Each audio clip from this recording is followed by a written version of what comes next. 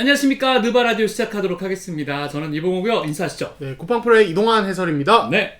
안녕하세요. 바스켓볼 다이제스트의 이천입니다. 네, 뭘 입고 오셨네? 네, 오늘 이거 만바님 뷰잉 파티 때 예. 제가 그날 경기가 레이커스 오클라호마였는데 완전 경기 너무 재미없었어요. 1쿼터에 이제 루도트가 3점 4개 중에 4개 넣을 때 큰일 났다 싶었는데 끝났다. 가비지 같은 거예요. 그래서 너무 재미없었는데 그날 그래서 만바님이랑 얘기하고 또 운 좋게 요거 당첨이 돼가지고 제가 이런 거 받은 게 진짜 거의 태어나서 처음이에요. 저는 행운된 추첨하면 항상 못 받았어요. 브루네 아이콘 같은 남자인데. 그러니까요. 네. 제가 그래서 뽑아서 아주 감사하다 네. 말씀을 전해드리면서 아 지금 만바보라고 이렇게 입고 네. 있네요. 네. 혹시나 보실까봐. 알고 보면은 네. 저희 3명 중에 만바를 제일 사랑하는 남자. 그런 것 같아요. 네. 저는 원래 봉호 씨인 줄 알았거든요. 네. 그게 아니에요. 아니야, 희준 씨가 아니야. 좀 넘어요. 저는 네. 팬에서 시작했기 때문에. 네. 혹시 뭐 11일날 뷰잉 파티도 가십니까? 저 그걸 못 가요. 그래서, 내일은 못 가시나요? 내일은 아 못 또예요 만바? 또예요. 내일 또 왜 이렇게 많이? 근데 문제가 있잖아요. 오클라호마 경기 중계거든요. 10명이 빠져요. 그러니까 오클라호마 이게... 지금 열심히 할 이유가 없는데. 이유가 전혀 없잖아요. 만바 이제 오클라호마 시티 피하겠네요. 네. 네. 그 그러지 다음에 않을까. 미네 휴스턴도 원래 되게 순위 결정전 느낌일 줄 아, 알았는데 그렇죠. 이것도 약간 그거는 뭐 미네스타의 문제죠. 그쵸. 그래서 오히려 약간 클리퍼스 포틀랜드 요걸로 가야 되지 않을까. 그러니까. 근데 그게 사실 8, 9위 결정전이라. 그게 진짜 재밌는 네, 그렇죠. 포인트죠. 네. 그리고 이제 돈해주신 황소연님 너무너무 감사드리고요. 그거는 저희가 한번 적극적으로 이런저런 또 반영을 한번 네. 해볼 수 있는 부분이 있다면 그쵸. 네. 하는 걸로. 비시즌에 좀 많이 해봐도 괜찮을 것 그러니까 같아요. 비시즌 때 하면 좋을 것 그런 같아요. 주제 하나씩 잡아서. 왜냐면 그쵸. 저도 그 띵킹 바스켓볼 채널을 되게 많이 보거든요. 네. 근데 그냥 그 1차 스탯을 읊는 게 아니라 저희 기준대로 저희가 봤을 때 좀 주제 하나씩 딱 정해서 뭐 최고의 선이라고 하면 아마 약간 스틸 이런 걸 얘기할 수도 있고요. 그죠. 아니면 뭐 저희끼리 뭐 최고의 손끝 감각, 최고의 BQ 뭐 이런 식으로 네. 하나씩 잡아서 해봐도 재밌을 것 같아요. 그렇죠. 그런 거 한번 저희가 해볼 수 있는 시간을 갖도록 하겠습니다. 왜냐하면 저희가 비시즌 때도 할 거기 때문에 맞아요. 그것 좀 기대를 해주시면 좋을 것 같습니다. 자, 그러면 바로 한번 이슈부터 한번 들어가 보도록 하겠습니다. 이번 주 이슈 중에 아직도 여러분들 흥미진진했던 것 중에 하나가 바로 미러키 벅스와 야니스 아데토쿤보의 갈등 구도가 지금 펼쳐지고 있는 상황. 근데 이게 최근에 벌어지는 일은 아닌데 그렇죠. 이제는 결별이 왔다. 이렇게 봐야겠죠. 네. 네, 좀 뭐 ESPN 쪽에서 좀 심층 취재 기사도 나오기도 네. 했었고, 이제 이 양측의 갈등 그리고 야니스와 이 미러키 간의 어떤 트레이드와 관련된 어떤 부분들 이런 것들까지 다 보도가 됐는데, 근데 이제 결국에는 최근의 갈등은 그거잖아요. 그러니까 아데토쿤보는 난 뛰고 싶다, 그죠. 뛸 수 있다. 미러키는 뛰지 마라. 근데 아데토쿤보는 나는 건강한데 구단이 맡고 있다라고 말을 하고 있고, 그러니까 결국에는 원인은 탱킹이다.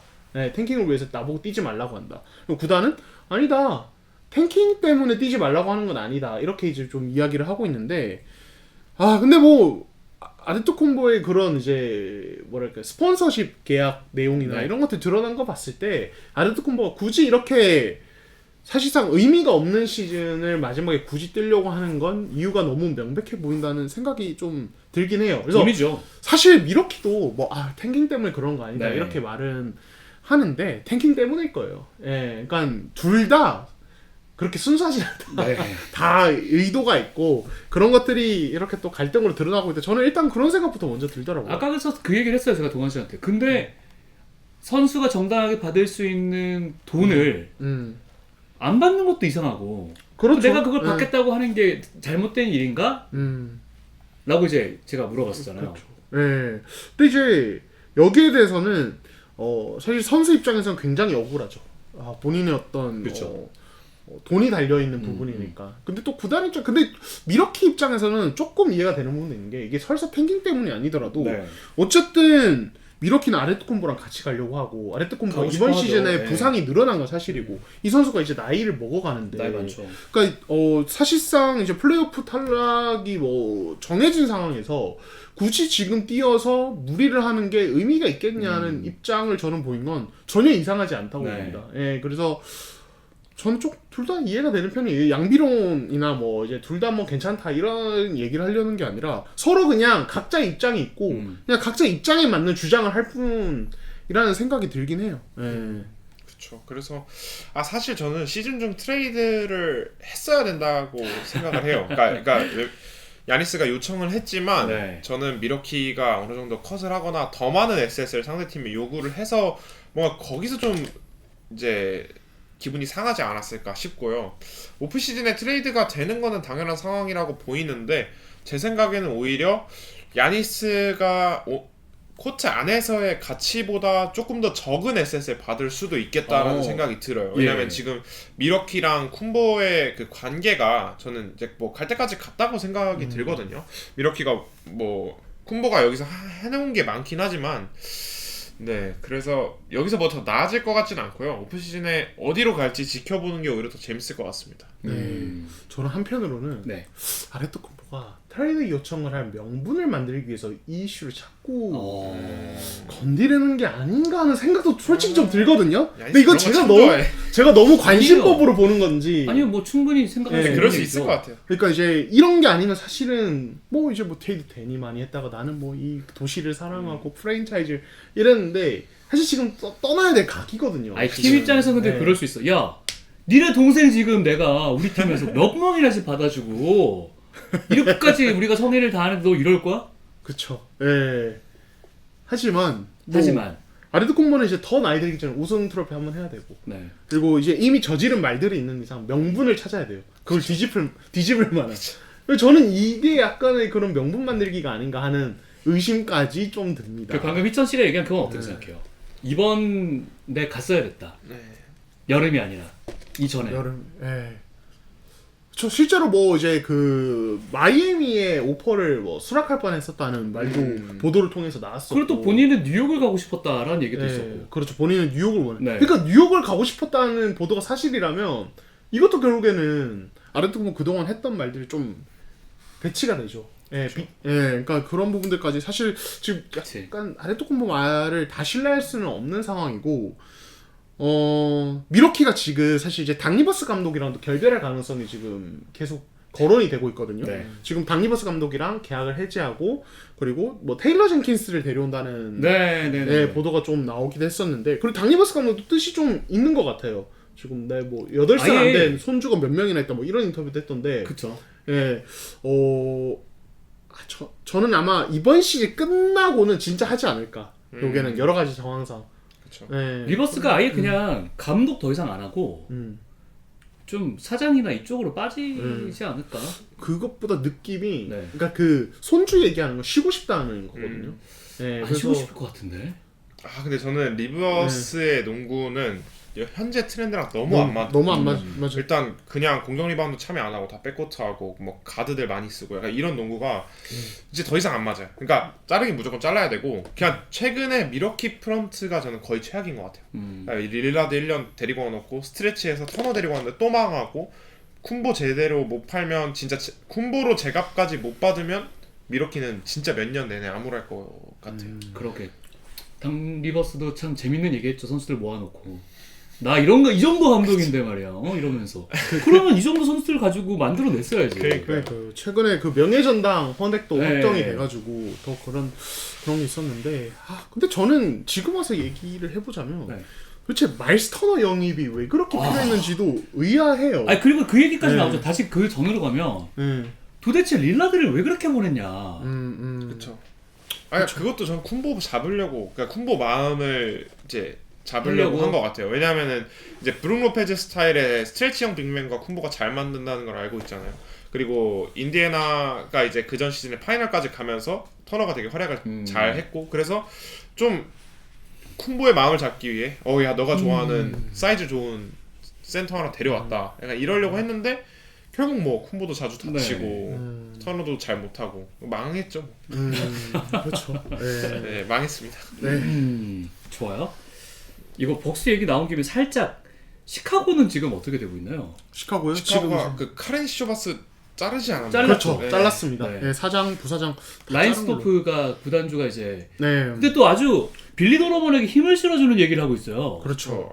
이거 의외입니다. 그러니까 이해가 안 돼요. 전 도노반도 진작 잘렸어야 되는 감독이라고 생각을 하는데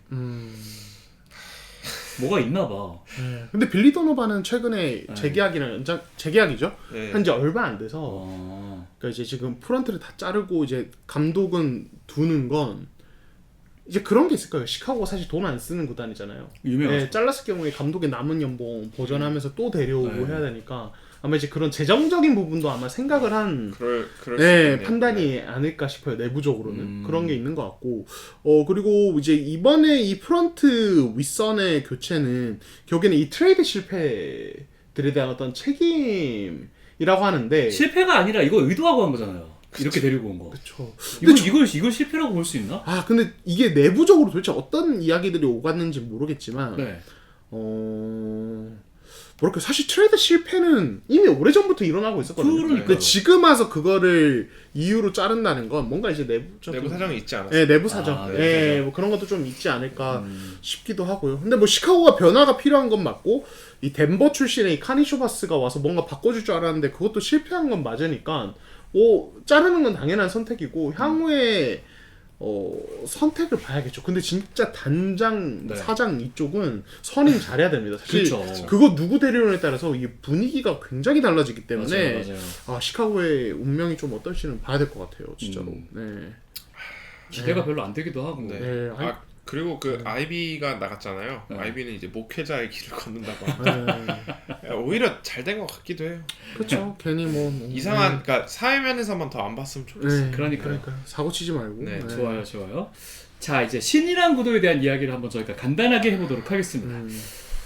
쿠퍼 플래그가 지금 뭐 이 시즌 후반이 가면서 난리를 치고 있습니다. 그래서 이제 며칠 전이었죠. NBA 공식 홈페이지에 올라왔던 그 루키 레더에서는 아직도 크니플 1위거든요. 네. 근데 각종 도박 사이트, 베팅 사이트에서 쿠퍼 플래그가 좀 많이 1위로 올라왔습니다. 맞아요. 네. 요게 좀 재밌을 것 같아요. 그러니까요. 사실 크니플로 무난하게 끝나는 분위기였는데 시즌 레이스가 근데 최근에 쿠퍼 플래그가 그 51득점 경기 예. 그리고 그 다음 경기 레이커스전 45득점. 예, 저는 이제 그 경기 중계를 했었는데 네.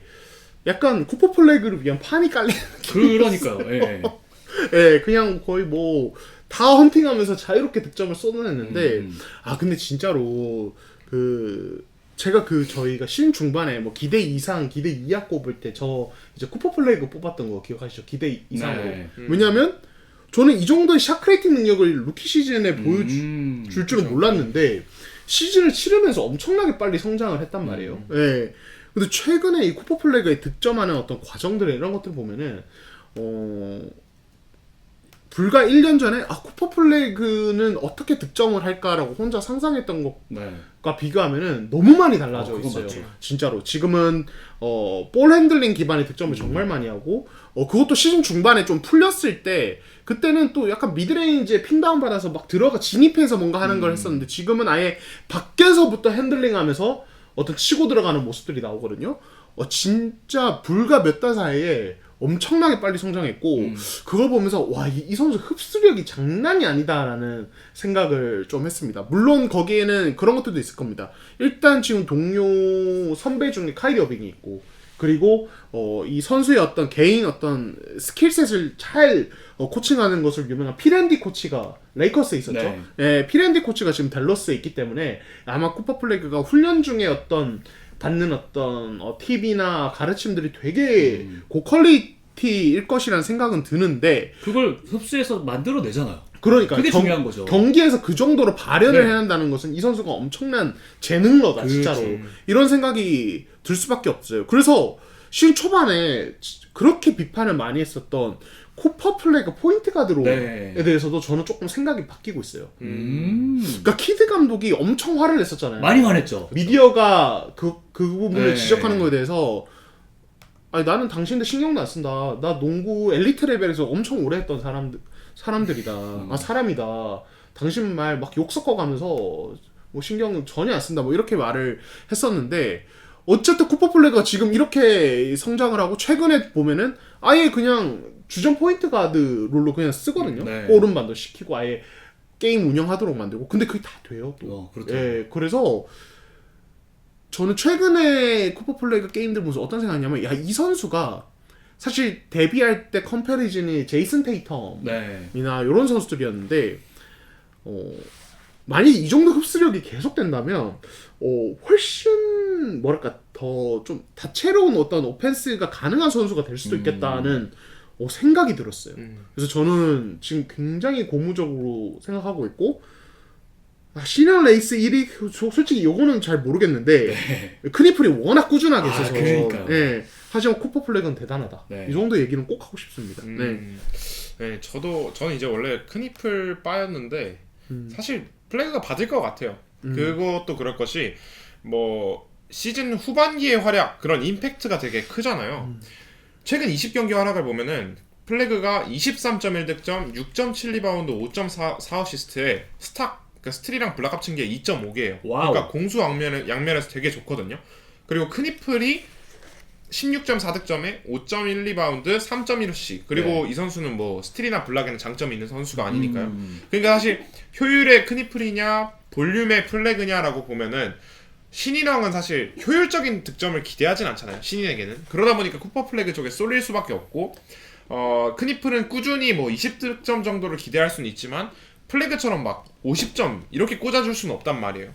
그러다 보니까 제가 투표권이 있더라도 이쪽에 손이 가지 않을까 싶은데 되게 발전한 게 많지만 저는 아직도 플래그의 게임에는 되게 그런 부족한 점이 많다고 생각을 해요. 신인이다 보니까. 실제로 최근 5경기에 51득점하고 45득점한 경기에서는 되게 효율 높은 공격을 보여줬고 심지어 레이커스전에는 자유투를 17개나 뜯어냈어요. 근데 다만 그 나머지 3경기에서는 야투율이 31.6%, 36%, 22%였거든요. 그러니까 플래그의 이제 좀 안티 쪽에서는 뭐라고 하냐면 아니 그냥 얘가 맨날 20개 30개씩 던지니까 볼륨이 어떻게든 쌓이는 거 아니냐 얘 효율 보면은 크니플보다 훨씬 더 많이 떨어진다라고 할 수밖에 없는 거죠. 그래서 저도 이걸 어느 정도 동의를 하는 게 이 선수가 지금 볼륨을 몰아받고 있긴 해요. 실제로 풀타임 핸들러로 뛰면서 옛날에는 이제 다운스크린을 받고 나와서 이제 미드레인지 구역에서 득점을 하고 좀 볼 받는 빈도가 좀 덜했다면 이제는 자기가 볼을 몰고 넘어오기도 하고 45도에서 공격을 할 때도 3점 라인 한두 발 뒤에서 하거든요.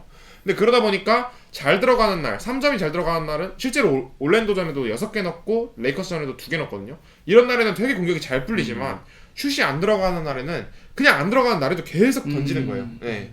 그래서 이 선수가 좀 장차 조금 더 성장을 하려면 뭐 핸들링은 저는 하면서 경기를 하면서 더 갖춰질 거라고 생각을 해요. 근데 그거보다도 슛터치가 조금은 더 좋아져야 될 것 같아요. 저는 이 선수의 리머텍이 결코 르브론 쿤보 이 수준으로는 갈 수 없을 거라고 생각을 해요.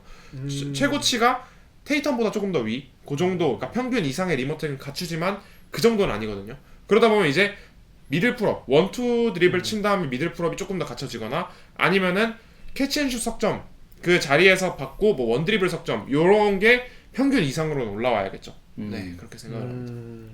참 재밌네요. 일단 신인 왕으로 저도 사실은 크니플이라고 생각을 했는데 근데 51득점이 좀 네, 그게 또 임팩이 있었고 결국 이제 시즌 전체로 놓고 봐도 물론 이제 경기 수는 크니플이 많이 뛰긴 했습니다. 네. 79경기를 뛰면서 평균 득점 18.7점 5.3개의 리바운드와 3.4개의 어시스트인데 효율이 진짜 거의 뭐 미쳐 있잖아요. 그쵸. 3점 성공률이 거의 43%에 육박하는 크니플과 근데 1차 스탯이 쿠퍼 플레이가 평균 득점 21점이에요. 평균 리바운드 6.7, 어시스트도 4.6. 거의 21, 6, 5 정도의 지금 스탯을 찍어주고 있거든요. A급 포워드죠. 네. 심지어 어시스트 턴오버 레이트도 2거든요. 그러니까요. 그러면 되게 신인치고 안정적인 거고 네. 3점이 아쉽긴 한데 3점이 없이도 이 정도 볼륨을 뽑아내는 게 실제로 득점 페이스가 올라갈 땐 오히려 3점을 확 줄였던 적이 또 꽤 있어요. 한동안. 그래서 네, 대단하긴 합니다. 네. 그래서 쿠퍼 플래그가 막판에 이제 기자단의 어떤 선택을 받아도 이상한 일이 아니다. 그렇죠. 네. 그러니까 사실 크니플은 팀 성적이 쿠퍼 플래그보다 훨씬 낮고 샬럿이 좀 돌풍의 중심에 있기 때문에 뭐 이 부분이 어필이 좀 많이 될 것 같고 네. 현지 미디어에는 플래그는 역시 그 51득점 경기 임팩트 그러니까 역대 10대 선수의 최연소 네, 그렇죠. 50득점 이상 경기이기 때문에 그리고 그 다음 경기도 또 45득점을 해버렸고. 그렇죠. 그러니까 크니플이 뭔가 한 방이 더 필요한 것 같아요. 여기서 확실하게 굳히려면 막 40점 한 번 넣는다든지. 야, 근데 그런 스타일이 아닌 것 아이러니하게 같은데. 뭐 그런 스타일이 좀 아니기도 하고 네. 효율적으로 하는 스타일이기도 하고 아이러니하게 또 샬럿이 멤버가 좋아서 예. 그쵸. 외곽에서 크니플에게 막 크니플이 막 굳이 그렇게 해줘 할 이거 필요가 안 없거든요. 해도 되거든요. 예, 그리고 크니플도 뭐 굳이 신이랑 하려고 그렇게 할 선수도 아니기 때문에 라멜로볼 지원자 던지고 있는데 어떻게? 그러니까요. 예. 그래서 쿠퍼 플래그 그 부분은 좀 뭐랄까 임팩트 부분에서 쿠퍼 플래그를 확실하게 제압하기에는 좀 어렵다. 예. 그리고 그리고 견제를 실- 또 심하게 받고 있어요. 아, 크니플이 요즘에. 크니플이. 그래서 맞아요. 이 선수가 3점이 너무 좋은 걸 아니까 진짜 아예 이 선수가 3점을 못 던지게 좀 오프볼 견제를 집중적으로 받고 있거든요. 그런데도 좀 이 선수가 억지로 던지려고 하다 보니까 효율이 4월에 좀 떨어지더라고요. 네. 네, 그렇습니다. 전체적인 실링은 확실히 쿠퍼 플래그가 더 높아 보이긴 하고요. 네. 그죠? 맞아요. 저는 그래서 그럼 앞으로 두 선수가 어떻게 될 것이냐. 네. 저는 크니플은 여기서 조금 더 이제 뭐 노련함이 쌓이는 정도로 갈 것 같고 쿠퍼 플래그는 저는 오렌베이 레벨로 클 것 같아요. 저는 뭐 이천 씨가 지적한 문제들도 어느 정도 동일합니다. 그러니까 이 선수의 점퍼가 아직은 믿을 만한 수준은 아니긴 한데 근데 제가 봤을 때는 페인트존 진입 이후에 이 기술이나 이런 게 너무 좋아졌어요. 예, 진짜로 그 뻣뻣하던 그 느낌이 엄청나게 많이 줄어들었거든요. 저는 여전히 실링은 쿠퍼 플래그가 당연히 한 수 위다. 네. 그쵸. 그리고 크니플은 굉장히 꾸준한 어떤 평균 네. 20점 초중반대를 하는 어떤 엘리트 슈터가 될 것 같아요. 예. 크니플은 어떤 선수로 좀 컸으면 좋겠어요? 크니플이요? 네. 뭐 지금 현존하는 선수 아니면 뭐 이전에 있던 선수들도 그냥 그렇고. 지금처럼 하면 되거든요.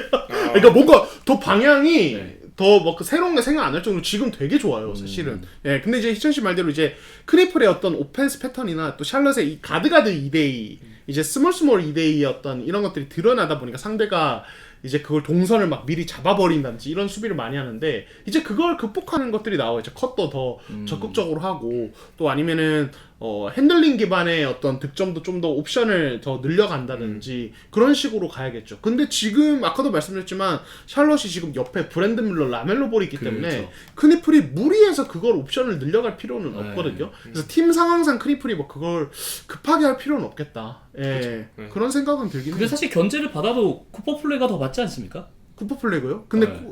그러니까 쿠퍼 플래그는 효율이 네. 박살나 있죠. 아, 네, 그렇죠.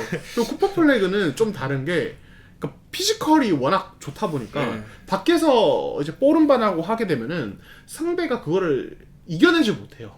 이 레이커스전 다득점 장면도 보면은 결국에는 그날 레이커스가 이제 돈시드 리버스 다 빠지고 그런 상태에서 이 앞선에 피지컬이 좀 약한 가드들이 붙으면 크리프 상대를 아무것도 못하더라고요. 네. 예, 심지어 샌안토니오전에서는 뭐 스테폰 캐즈 같은 선수도 크리플이 피지컬이 워낙 좋으니까 쿠퍼 플레이. 예, 그쵸. 플래그. 플래그가 워낙 피지컬이 좋으니까 캐슬의 수비력도 의미가 없어지는 그쵸. 그런 상황들이 나오더라고요. 그래서 야 결국 농구는 피지컬이구나라는 맞아요. 생각이 플래그 하는 거 보면 좀 새삼 좀 들긴 해요. 예. 그래서 그 정도 사이즈의 선수가 핸들링을 가지면 잡빙이 되거든요. 그러니까 그게 볼륨 쌓기가 정말 좋아요. 근데 크니플은 저는 그건 안 되는데 다만 좀 아쉬운 거는 이 선수가 그 옛날에 전성기 클레이 탐슨처럼 그 슈페이크 한 다음에 원드리블 미들 풀업 요 정도만 좀 더 볼륨을 늘려도 전 득점이 20점은 채울 것 같거든요. 실제로 이번 시즌에 2점 풀업이 47%예요 이 선수가. 네. 슛은 진짜 대단한데 1.5개밖에 안 던졌어요. 그러다 보니까 이거를 좀 늘리면 괜찮을 것 같아요. 예를 들어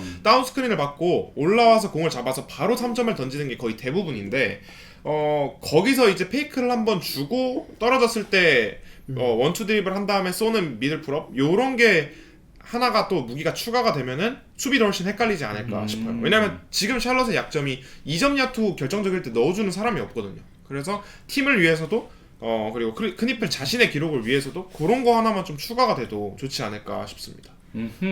왜냐면 이 선수가 막 빠른 선수가 아니라 컷으로 막 고효율 득점을 내기는 조금 어려울 수도 있거든요. 네. 둘이 친하죠.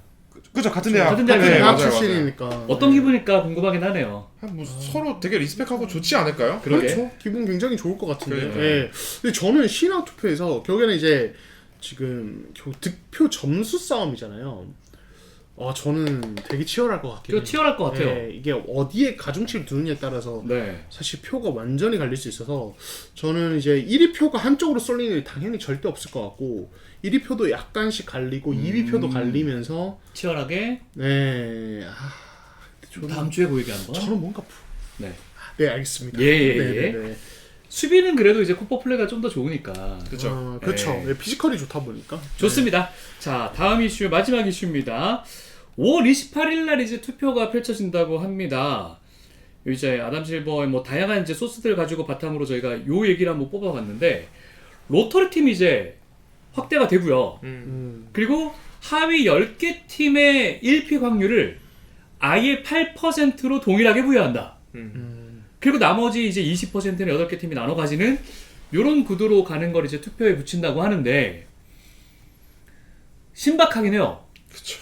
뭔가 이 아주 극단적인 탱킹을 줄이고 싶다, 요 얘기인 거잖아요. 그렇죠. 네. 예. 뭐 NBA 입장에서는 뭐 당연히 이번 시즌 이 탱킹이 너무 심각하기 때문에 아, 너무 심하죠. 뭐 뭔가를 이제 방법을 준비했어야 됐고 예. 저는 이제 그 기사에 나온 내용들을 봤을 때 네. 괜찮은 것 같아요. 어, 결국에는 이제 그러니까 탱킹이 이 리그에 해악을 끼치는 건 그러니까 이 팀들이 그냥 중위권에서 하위권으로 내려가려고 애쓸 때가 아니라 하위권에서 최하위권으로 내려가려고 네, 애쓸 그쵸. 때가 문제거든요.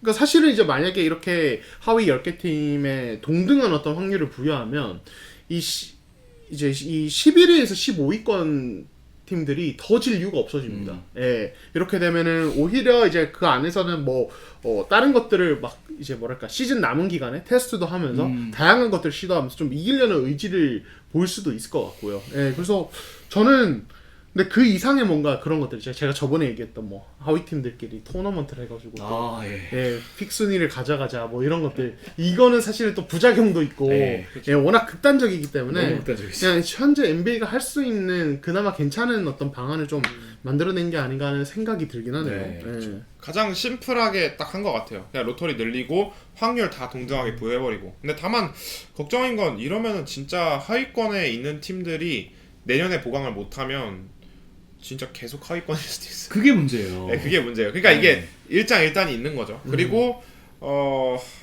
제가 조금 또 크게 바뀔 것 같은 건 트레이드 할 때 1라운드 픽의 가치가 좀 올라갈 수도 있겠다. 그러니까 미래 1라운드 픽의 가치가. 그렇죠. 네. 예. 진짜 엄청나게 그러니까 로터리 픽이 18개 팀인데 이 18개 안에만 들어도 되는 거잖아요. 옛날에는 그렇죠. 뭐 탑 3, 뭐 탑 5 이런 여기서 끊기는 게 되게 중요했는데 네.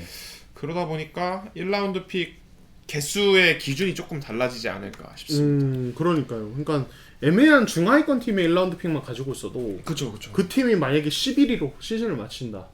그러면 이제 하위야 뭐 22위 뭐 이렇게 리그 전체 22위로 시즌 마친다.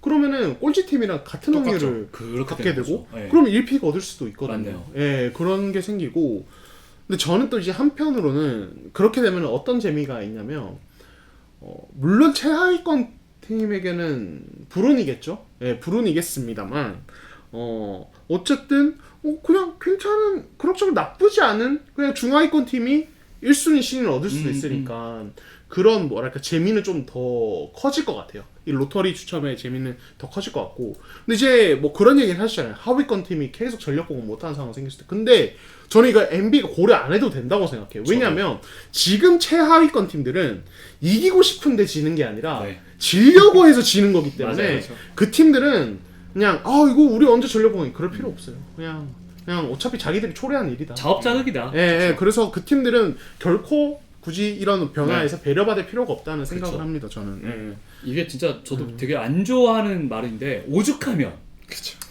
오죽하면 이렇게까지 이런 말도 안 되는 건 맞아요. 아니지만 이렇게 좀 사회주의적인 좀 제도라고 할 수 있는 거잖아요. 그렇죠. 이런 걸 만들어 왔을까라는 생각이 들어가지고 여튼 5월 달에 이제 있을 이번 그 오프 시즌에 있을 변화들에 대해서 한번 우리가 주목할 필요는 있다. 물론 그때는 이제 파이널 기간이긴 하겠지만 이거 한번 지켜보도록 하겠습니다. 자, 네. 여러분들이 기다리셨던 본격적인 이 순위표를 보면서 저희가 한번 이야기를 나눠볼까 합니다. 자, 디트로이트가 1위를 확정을 지었습니다. 남은 경기와 상관없이. 커닝햄이 이제 4월 8일날 복귀를 했어요. 네.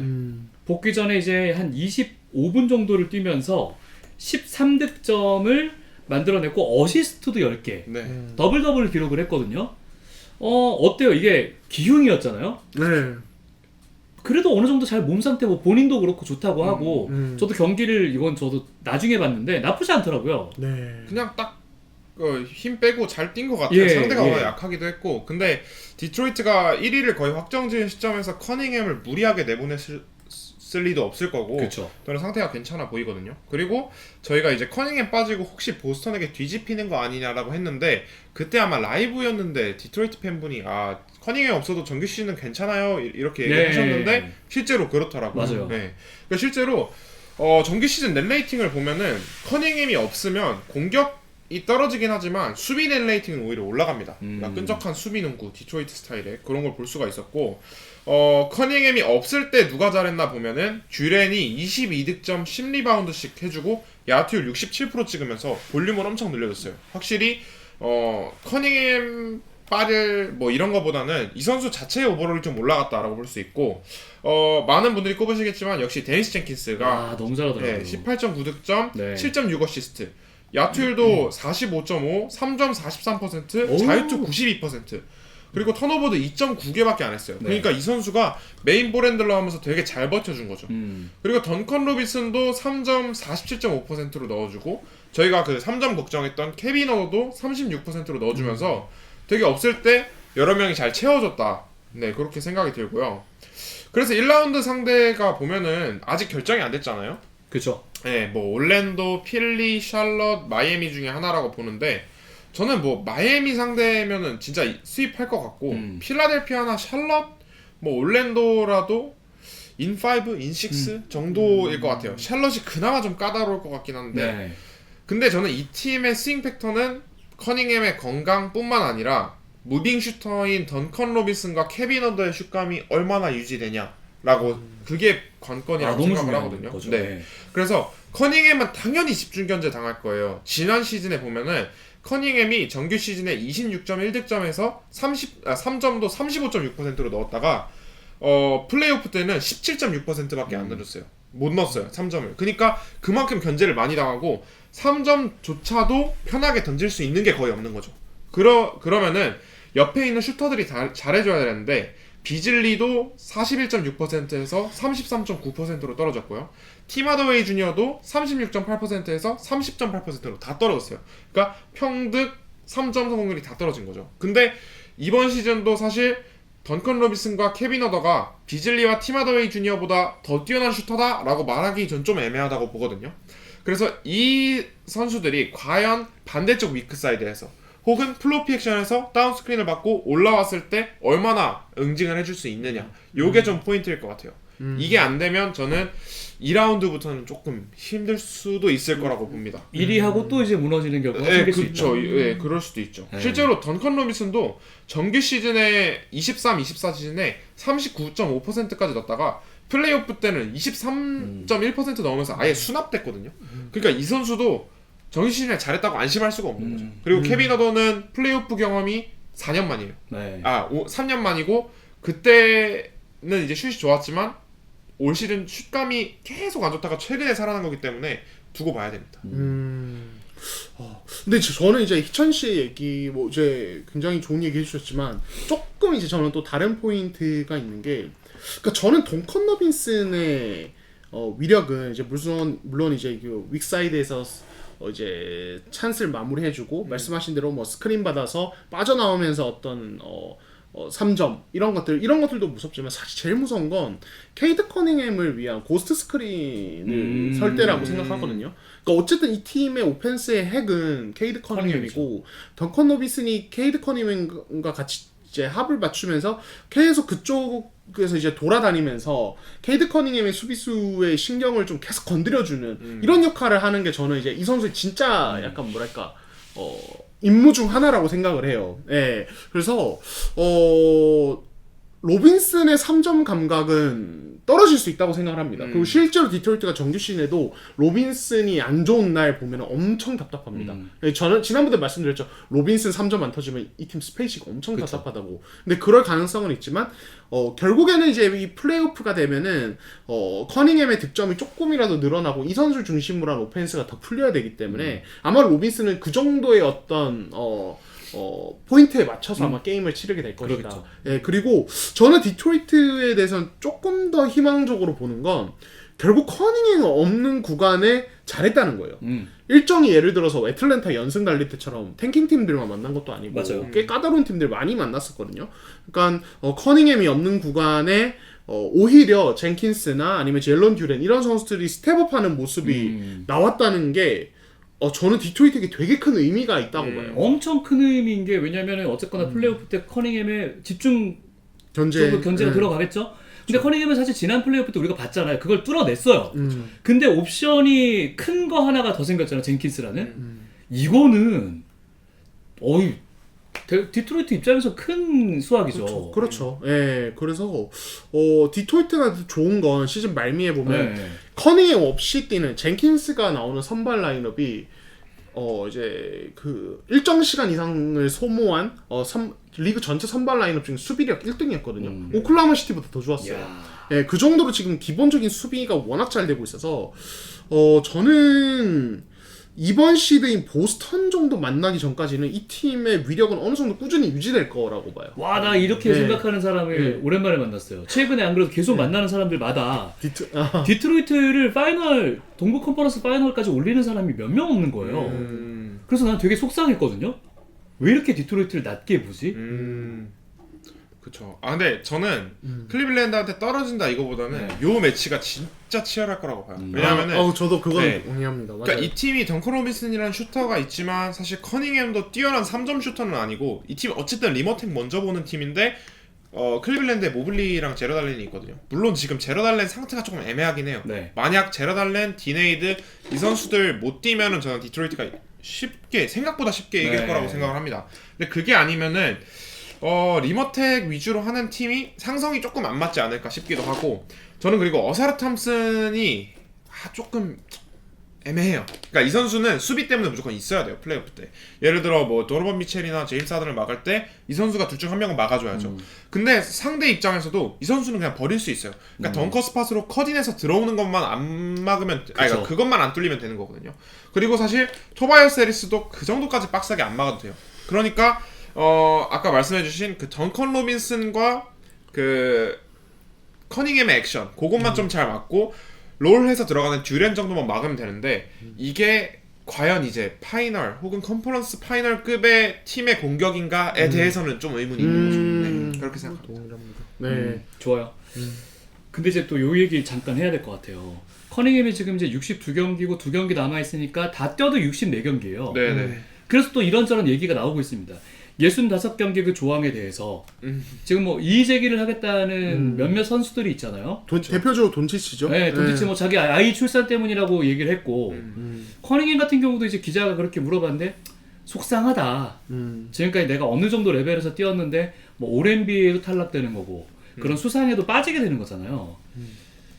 야, 이게 참 이거 좀 가슴 아프긴 한데 이거 어떻게 해야 되나 싶은 생각이 들긴 해요. 저는 무조건 기준선 낮출 거라고 봐요. 저도 낮출 거예요. 네. 이번부터 아예 적용을 시킬 거다. 이번일지는 모르겠어요. 네. 이번은 그냥 갈 것 같고 아마 다음 시즌 전부터는 다시 뭐 이사회나 이런 것을 통해서 의결을 해서 그쵸. 기준선을 낮추지 않을까. 왜냐면 이렇게 되면 어떤 문제들이 발생하면 첫 번째 올 NBA의 상징성이 떨어집니다. 맞아요. 이건 NBA 입장에서 무조건 손해예요. 선수들 이거 이렇게 말하면 그렇지만 레벨이 좀 떨어지게 되는 거죠. 그렇죠. 예, 그러니까 올 NBA에 못 들어갈 만한 네. 선수들이 올 NBA에 들어가게 되면서 이제 어떻게 보면 올 NBA의 어떤 상징성 자체가 떨어지는 거예요. 그렇게 되면은 이게 계속되면은 향후에 이제 어떤 슈퍼스타들에 대해서 어떤 이제 수상 경력이 올 NBA가 몇 번이고 이런 거의 의미가 되게 점점 낮아져요. 그렇죠. 예. 그렇기 때문에 이거 조금 이제 신경을 쓸 것 같고 두 번째는 되게 현실적인 이야기인데 자 그렇게 해서 올 NBA에 못 들어갈 올스타와 올 NBA 어떤 사이에 있는 레벨의 선수들이 올 NBA를 타게 된다? 자 그러면 이제 이 선수들 재계약하거나 연장계약할 때 받을 수 있는 돈의 규모가 커지고 그죠. 슈맥 때문에 예, 그러면 에이전트들의 입김 세지고 선수들도 어깨 올라가고 그러네. 그러면 이거 누가 손해냐? 구단들이 손해예요. 맞네. 예, NBA 전체도 손해가 되는 거죠. 아니 그럼요. 네. 예, 그렇기 때문에 아마 구단들이 이사회나 이런 것들 통해서 총재랑 이야기를 해서 아마 이거를 낮추지 않을까. 근데 이거 예. 낮추는 게 난 너무 좀 그랬던 게 어제 이제 공교롭게도 느바 BQ에서 케빈 가넷 특집을 했거든요. 케빈 가넷이 뛰었던 그 쫙 스탯을 보니까요. 한 10몇 년을 80몇 경기 뭐 풀 경기 다 뛴 거는 기본이고요. 70경기 이상을 엄청 뛰면서 심지어 시간도 39분, 40분 막 이래요. 그때 농구가 그럼 지금보다 피지컬하지 않았다고 말할 수 없는 거 아니겠습니까? 그럼 그때 선수는 뭐고 지금 선수들은 뭐냐 이거예요. 난 이게 샌안토니오 잘못했습니다. 포포비치 감독님 덩컨에 올드 적으면서 관리시키고 농담이거든요. 아무튼 근데 그런 어떤 이상한 풍토가 생기면서 선수들을 그렇게 관리해주고 매니지먼트 해주는 게 너무 당연해지니까 이런 말도 안 되는 얘기들이 펼쳐지고 있는 거잖아요. 아 근데 저는 조금 이제 다른 이야기를 하고 싶은 게 좋아요. 물론 반박하셔도 돼요. 근데 그 풍토가 문제가 된 건 맞아요. 네. 그래서 이제 선수들의 출전 규정 PPP라는 규정이 생긴 것도 사실이고 저도 로드 매니지먼트나 과도한 관리에 대해서는 당연히 별로 안 좋게 생각하는데 근데 이제 케빈 가넷 같은 경우는 거의 이제 90년대 중반에 대비해서 2000년대로 고졸 주로 선수기도 뛰었잖아요. 했고. 예, 근데 그때 경기 보시면 아시겠지만 템포가 너무 달라요. 그러니까 몸싸움은 많을 수 있어요. 빅맨들 몸싸움은 시대. 많았지. 예. 근데 뛰어다니는 거리 이런 거. 그러니까 뛰어다니는 거리나 속도가 너무 달라요. 케빈 간에서 전방위로 수비했던 선수잖아요. 네. 내가 그래서 케빈 간의 예를 들고 그렇긴 한데 3점 라인을 그렇게 공격적으로 수비할 필요는 없었던 시대고 이거 또 다르게 말하면 뭐냐면 자 그때는 사실 지금과 달리 포스트업이 되게 많이 쓰이던 많이 시대예요. 했죠. 이거 이제 농구를 하시면 당연히 다들 아시겠지만 그때 그러면은 뭐 물론 케빈 간에서 포스트업을 하던 선수입니다만 그런 시대는 뭐냐면 엔트리 패스 넣는 선수랑 볼 받고 1대1 하는 선수 외에는 조금 서 있어도 돼요. 맞아. 공간을. 그러니까 그 시간은 쉬는 시간이에요, 사실은. 예. 그래서 그 패스 나오면은 받아 먹고. 예. 물론 이제 그렇게 단순하게 농구를 하진 않았죠. 케빈 간에서 네. 레베리의 선수가 네. 가만히 서 있었다고 말하긴 좀 네. 그런데. 하지만 네. 그러니까 그때랑 지금을 놓고 이제 이런 어떤 기본적인 코트에서 보여준 에너지 레벨, 로테이션 수비 어떤 커버 범위, 달려야 되는 어떤 부분들, 순간 가속 이런 것들은 사실 저는 그때를 무시하려는 아니지만 차이죠. 좀 다르다고 봐요. 많이 다르다고 봐요. 더 좋은 네. 신발 신고, 더 좋은 식단과, 음. 더 좋은 이동 수단과 이런 것들까지 고려를 했을 때는 과거가 좀 더 불리하지 않았을까라는 생각도 저는 하긴 하거든요. 아 그래요? 네. 저는 근데 신발, 음식 뭐 이런 거보다 그냥 그 경기 피로도 차이가 훨씬 크다고 생각을 해요. 그러니까 실제로 저는 수비에서 훨씬 차이가 크다고 생각하거든요. 그러니까 이상한 유닛들이 많이 나오면서 수비 로테이션도 훨씬 복잡해져야 되고 미스매치 헌팅도 신경을 써야 되고 그 다음에 일단 저는 코트를 넓게 쓰게 된 게 가장 크다고 생각을 해요. 실제로 선수의 이동거리 자체가 게임 내 코트 내에서 이동거리 자체가 비약적으로 늘었거든요. 그러다 보니까 현재 시대에 82경기를 뛰는 거는 그 전 시대에서 82경기를 뛰는 것보다 훨씬 어렵다고 생각합니다. 네. 네. 그리고 저는 또 다른 이야기도 하고 싶은 게 뭐가 다르냐면 NBA에 데뷔하기 전이 상황이 좀 달라요. 예. 그러니까 최근은 아니에요. 한 2, 3년 전부터 이미 이제 기사 나오고 그랬었는데 그 이제 미국에 있는 선수들의 경우에 유소년 레벨에서 엄청 무리를 해요. 우리 그 얘기 한번 한 적 있었죠. 그렇죠. 예. 왜냐면은 NBA는 데뷔하자마자 바로 뛸 수 있는 네. 구조고 유망주들의 경우에는 그리고 4년 뛰면은 초대형 연장에서 돈을 이제 엄청나게 벌 수 있다 보니까 선수들이 어릴 때부터 좀 이제 그런 스카웃 경쟁에서 이기기 위해서 하루에 몇 경기씩 뛰고 막 그런 무리를 엄청나게 많이 하거든요. 그게 결국에는 지금 이 젊은 미국 선수들의 뭐랄까요 내구성에 문제를 일으킨다. 어릴 때부터 이런 이제 보도가 ESPN에서 나왔었어요. 근데 사실 뭐 멀리 갈 필요 없이 자모란트, 자이언 윌리엄슨 보면 알잖아요. 예, 진짜 물론 이제 그 선수들은 또 다른 케이스로 볼 수 있겠습니다만, 그러니까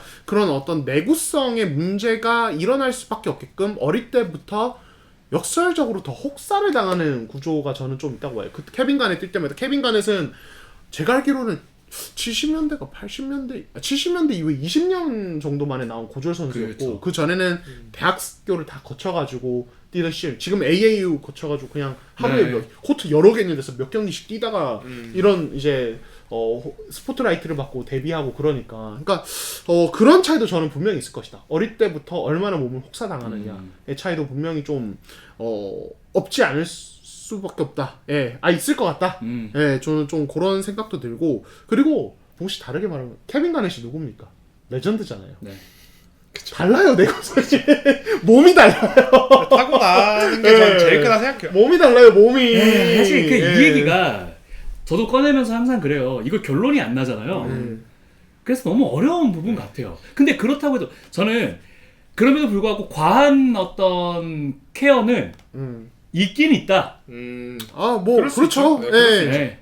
우리 옛날에 동환 씨 우리 클 때 생각해봐요. 우리 막 먹고 자랐어요. 네, 뭐 저는 흙도 근데 먹고 그랬는데. 요즘 애들 크는 거 보면 진짜 엄청 이렇게 잘 아니 그럼요. 포장해가지고 막 이렇게 위생이나 하잖아요. 네, 어떤 너무 이런 너무 많이 신경 쓰잖아요. 관념이 너무 다르고. 강아지도 그래요. 우리 시골에 있던 강아지 애들은 사람 먹다가 그냥 남은 음식들 다 주고 그래도 오랫동안 잘 살아왔거든요. 근데 요즘에 강아지한테 사람 먹는 거 절대 안 주잖아요. 그렇죠. 예. 물론 뭐 이게 적절한 예라고 할 수는 없겠지만, 그러니까 너무 이제 이렇게 과잉보호하는 듯한 느낌도 저는 개인적으로 좀 받는다. 이게 제가 꼰대라 그래요. 봉씨 근데 이걸 다르게 말하면 네. 저는 이제 여기에 대해서 조금 더 할 말이 있는 게 이거 재밌네요. 얘기. 지금 보세요. 30대 중후반에 케빈 듀란트, 카와이 레너드, 스테픈 커리, 물론 커리는 이번 시즌 부상이 좀 있었습니다. 제임스 하든, 그리고 40대 르브론 제임스까지 다 뛰고 있습니다. 맞아. 예전에 그 선수들 보세요. 80경기씩 뛰었던 선수들 30대 후반 되면 평균 20점 가능했습니까? 아예 불가능했죠. 네. 오래 뛸 뿐이지 영향력이 거의 없었단 말이에요. 33, 4 네. 때면 완전히 꺾여야 돼요. 꺾이면서 네. 평균 한 자릿수 하다 그냥 커리어 이어가다 끝나잖아요. 그쵸. 근데 지금 보세요.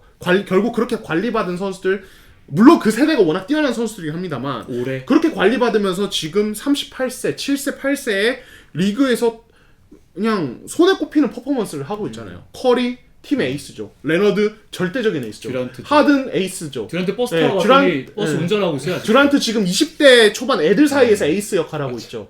예, 뭐 이제 그러니까 전부 다 결국에는 그 관리의 효과예요.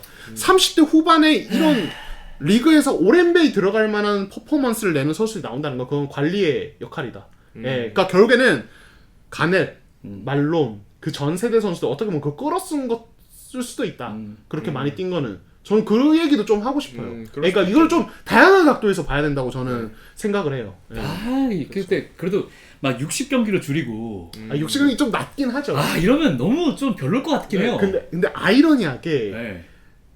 50몇 경기 뛰고 신인왕 받은 선수가 패트릭 유인이잖아요. 그 세대 그것도 선수들이에요. 맞죠, 예, 그래서 저는 이걸로 그러니까 제가 자꾸 이런 식으로 약간 반론을 하는 건 아니요, 뭐냐면 근데 말로는 너무 좋은 얘기죠. 그러니까 이런 분위기가 분명히 이제 네. 좋은 것과 나쁜 것이 있는데 그러니까 저는 이제 NBA 너무 어르신들이 건강 가지고 선수들을 너무 뭐라 하는 게 좋지는 않다고 생각하는 하거든요. 그러니까 그걸로 현 세대 선수들을 까내릴 필요는 없다고 생각해요. 까내리면 안 되지. 분위기나 아니면 네. 봉호 씨 말대로 그런 이제 관리에 대한 민감성이 커진 것뿐이고, 그리고 지금 이제 80년대 후반, 90년대 초반생 선수들이 이렇게 오래 뛰는 거는 결국에는 그 관리 덕분이에요. 자 보세요. 만약에 이 커리, 듀란트, 레너드 이런 선수들이 무리해서 많이 뛰었어요. 예. 이미 사라졌겠죠. 예. 그럼 이미 사라졌고 지금 NBA에 그 4명 선수 없다고 생각해 보세요. 이 리그 인기 어떻게 해요? 지금? 예. 지금도 휘청이는데. 그러니까요. 네. 예. 그러니까 이거는 사실 NBA에 되게 좋은 일이 됐을 수도 있는 거예요. 그 선수들이 관리받으면서 오래 뛰는 거는. 네. 그러니까 이게 정말 많은 것들이 엮여 있어서 저는 이거 그냥 단순하게 아유 어린 것들이 골골대고 팬들을 위한 그런 게 없다. 과연 그들이 그렇게 빨리 많이 뛰고 아니, 일찍 은퇴하는 게 팬들을 위한 걸까요? 내가 경기수 네. 줄이는 것만 얘기했는데 왜 이렇게 물론 제가 보시면 자초하긴 뭐라고 했어. 하는 거야. 아니 근데 내가 자초하긴 했어. 요즘 애들 너무 인큐베이터에 네. 감싸가지고 막 이런 얘기를 내가 네. 해버리니까 이렇게 반론이 나오지. 그치? 나는 다 안 뛴다고 너무 뭐라 하니까. 그러니까 요즘에 저는 막 인스타그램 쇼츠 봐도 뭐 그 시절 요즘 선수들은 뭐 덩크도 안 한다 막 이런 거 보면은 어처구니가 없어요 진짜로. 진짜 그런 식으로 옛날만 미화하고 옛날은 대단했던 저 아는 선배는 90년대부터 NBA를 네. 다 봤던 한 선배는 저는 요즘에 90년대 경기 한번 다시 봤는데 재미없어서 못 보겠다. 보기 힘들어요. 그랬어요. 예, 그러니까 제가 그때 수준 낮았다고 하는 게 아니라 그때는 그때만의 낭만이 있고 지금은 지금만의 낭만과 재미가 있는 건데 저희가 지금 NBA를 보면서 그때는 뭐 못했다고 까내리지 않잖아요. 그러면은 NBA의 로버트슨이나 이런 이제 선배들도 지금을 존중해주고 지금 선수들의 어떤 퍼포먼스에 대해서 리스펙을 해줘야 돼요. 예, 그러니까 그런 분위기가 물론 지금 한국이 아니기 때문에 제가 뭐 거기에 들어가 있는 것도 아니고 제가 말한다고 그 선수들이 유튜브 자막혀가지고 느바라디오 자막해서 보는 것도 아닙니다만 저는 약간 너무한다 이거는. 하긴 선수들도 65경기 안 뛰고 싶겠어? 그쵸. 그러니까요. 당연히 뛰고 싶겠지. 당연하죠. 예. 그래서 그런 풍토가 조금 걱정돼서. 예. 그래서 지금은 시대가 달라졌을 뿐이다. 예. 여러분 재밌지 않습니까? 이런 얘기? 좋아요, 구독 하이까지 눌러주시기 부탁드리겠습니다. 하지만 뭐 그런 것도 있습니다. 저도 막상 저도 이제 실제로 실생활 할 때 워라벨 너무 중시하는 사람 보면 별로 안 좋아하거든요. 저도 꼰대라서. 그러니까 그 선배들의 마음, 그 NBA 선배들 마음이 이해돼요. 우리 땐 이랬는데. 그치. 당연히 헛스를 해야 되고 팬들 네. 위해서는 경기장에 나가야지. 그 마인드를 가지고 선수 생활을 했고 업적을 세운 선수들이니까 그렇지 않고 중요한 경기에 빠지고 관리받고 플레이오프 뛸래 이런 선수 후배들 보면은 화 나겠죠. 나지. 예, 어떻게 보면 걔들도 워라벨 챙기는 거거든요. 후배 선수들 지금 워라벨 챙기는 것 좀 느껴지거든요. 예, 긴 미래를 위해서. 그래서 그 마음은 이해가 된다. 예. 하지만 또 그렇게까지 막 그럴 필요는 없다. 그냥 생각해보세요. 내가 진짜 비싸게 티켓을 주고 샀어. 오늘 특히 날골전 했어. 예. 커리가 안 나와. 그러니까요. 그러면 나 진짜 비싼 돈 내가지고 왔는데 예. 잘 뛰던 커리가 갑자기 안 나오니까 속상한 거지. 그렇죠. 그럴 수 있죠. 아무튼 그렇습니다. 근데 줄이긴 할 것 같아요. 그러니까 얘기 나온 걸로 네. 보면은 75%에서 뭐 61경기, 62경기 뭐 요 얘기가 제일 많더라고요. 그러니까요. 그 정도만 줄여도 사실 될 수 있는 아. 선수가 많아지니까. 61, 62라고 하니까 되게 적어 보이는데 75%라고 하니까 이 정도면 괜찮겠다는 생각이 4분의 3. 드네요. 네, 네, 그래서 괜찮아요. 그 정도면 뭐 괜찮을 것 같아요. 그러면 뭐 커닝햄도 됐을 거고, 뭐 돈치치도 이거 따로 신청 안 해도 됐을 거고. 그렇죠. 네. 그러니까 이번 시즌에 서드 팀을 보면 좀 얘기가 나올 수 있을 것 같아요. 그러니까 솔직히 올드바 퍼스트, 세컨은 어차피 누가 안 빠졌더라도 올드바 팀에 들어갔을 선수들인데 서드는 사실 막 지금 이름 나오고 있는 선수들이 막 센군, 뭐 스커티 반스 이런 선수들이 나오거든요. 네. 사실 이런 선수들 올드바급이 아닌데. 그쵸. 기습 디스. 센군 너무 마음에 안 들어요. 좋아요, 좋아요. 자, 디트 얘기하다가 또 얘기가 조금 빠졌는데, 네네네. 뭐 동거 한번 또 다시 들어가 보면요. 네. 보스턴 역시 2위 확정. 네. 어떤 팀을 만날지 기대가 되고요. 그리고 3위 사이가 아직 결정이 안 됐죠. 네. 반 게임 차죠 지금. 네, 뉴욕이랑 클리브랜드 한 경기 차. 한 게임 차. 네, 네. 한 게임 차. 한 게임. 네. 그대로 오늘 가지 않을까요? 저는 서로 니즈가 대충 맞아서. 그러게요. 클리블랜드 감독이 그때 그런 식으로 얘기를 했어요. 네. 약간 좀 넌지시. 딱히 뭐 3위를 위해 열심히 안 싸울 듯이. 왜냐면은 뭐 보스턴 만날 바에 디트로이트 만나는 게 조금 더 낫죠. 그러니까 네. 1라운드를 우습게 보고 있다는 얘기인 거잖아요. 그 얘기는 즉슨. 그렇죠. 그런 것도 있고요. 그 다음에 지금 클리블랜드가 자렛 알렌도 휴식이 필요하다라고 인터뷰를 네. 했었고 상태가 100%가 아닌 것 같아요. 그리고 이 맨날 다치는 디웨이드, 그 다음에 제일런 타이슨이 부상이에요. 그래서 이 선수들 없으면 사실 플레이오프 어렵거든요. 그래서 4위. 네 4위로 그냥 그대로 갈 것 같고, 근데 다만 저는 이 선수들이 과연 쉴 시간을 며칠 준다고 해서 플레이오프에서도 건강할까라는 의문이 좀 들긴 해요. 그래서 크게 기대는 안 됩니다, 클리블랜드. 네. 지금 이제 그러면 이제 뉴욕이 만날 팀이 과연 토론토냐 애틀랜타냐. 요거 지금 2경기씩 남아 있는 상황인데 의미 없어요 이거. 뉴욕 다 떨어집니다. 그 네. 뉴욕 입장에서 누굴 만나는 게 덜 까다로울까요? 토론토를 만나는 거랑 애틀랜타를 네. 만나는 거. 그래도 토론토가 낫지 않을까요? 토론토가? 애틀랜타는 그러니까 애틀랜타 그러니까 터지기 시작하면 무서울 것 같아서. 물론 뭐 이제 지금 귀신같이 또 연패 중이고 네. 이제 일정빨 저도 받았다고 계속 생각을 하고 네. 있습니다만. 지금 남아 있는 게 클리블랜드랑 마이애미예요. 네. 그래도 애틀랜타는? 토론토가 좀 나을 것 같아요. 토론토가. 네, 저는. 네. 상대 전적이 어떻게 되죠? 근데 뭐 근데 제가 토론토 아까 저희 방송 전에 살짝 말씀드리긴 했는데 신기한 게 하프코트 디펜스가 되게 좋아요. 그러니까 하프코트 디펜스가 키클리, 잉그램, 바렛, 반즈, 그다음에 콜린 머레이 보일스 기준으로 마이너스 7.8이거든요. 그러니까 이게 300포지션 이상을 뛴 하프코트 라인업 중에 전체 4위입니다. 1위가 오클라호마, 2위가 디트로이트, 3위가 의외로 피닉스였어요. 네. 근데 사실 지공 위주로 돌리는 뉴욕을 생각을 했을 때 토론토의 하프코트 디펜스가 생각보다 까다로울 순 있겠다 싶고요.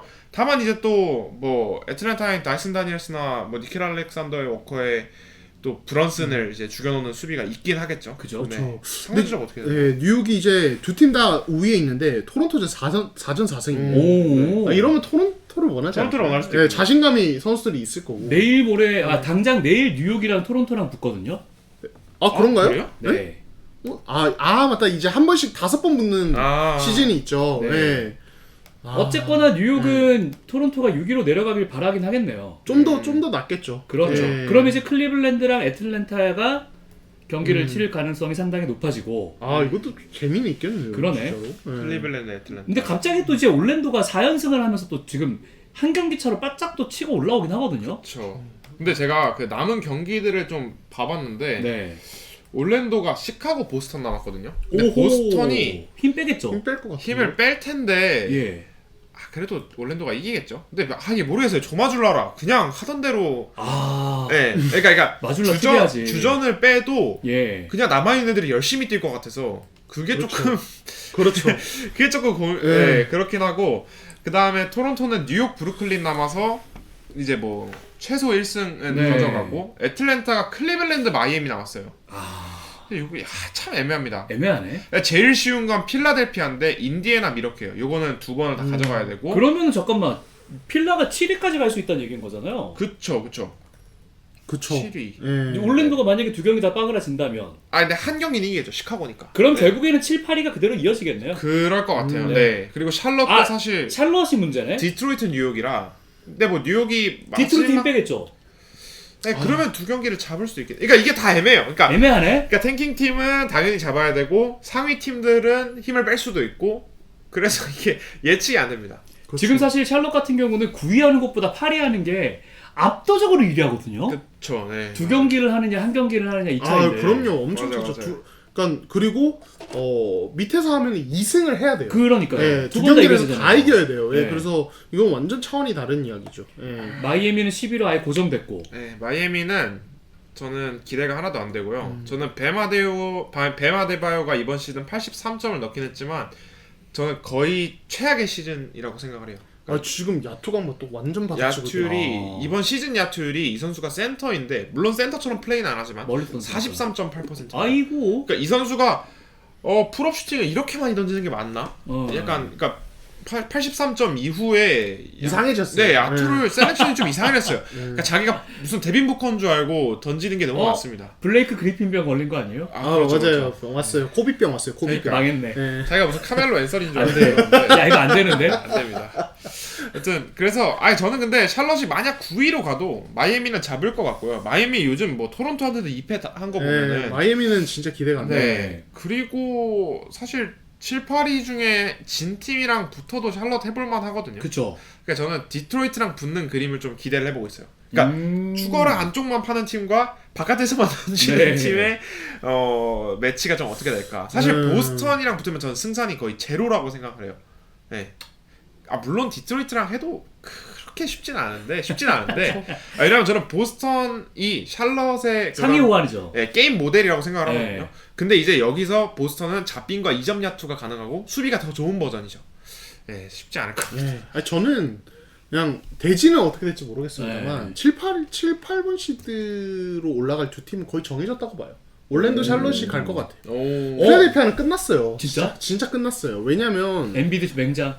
예, 엔비드 맹장 수술 뭐 다들 보셨겠습니다만 평균 결정 기간이 3주고 그죠. 예.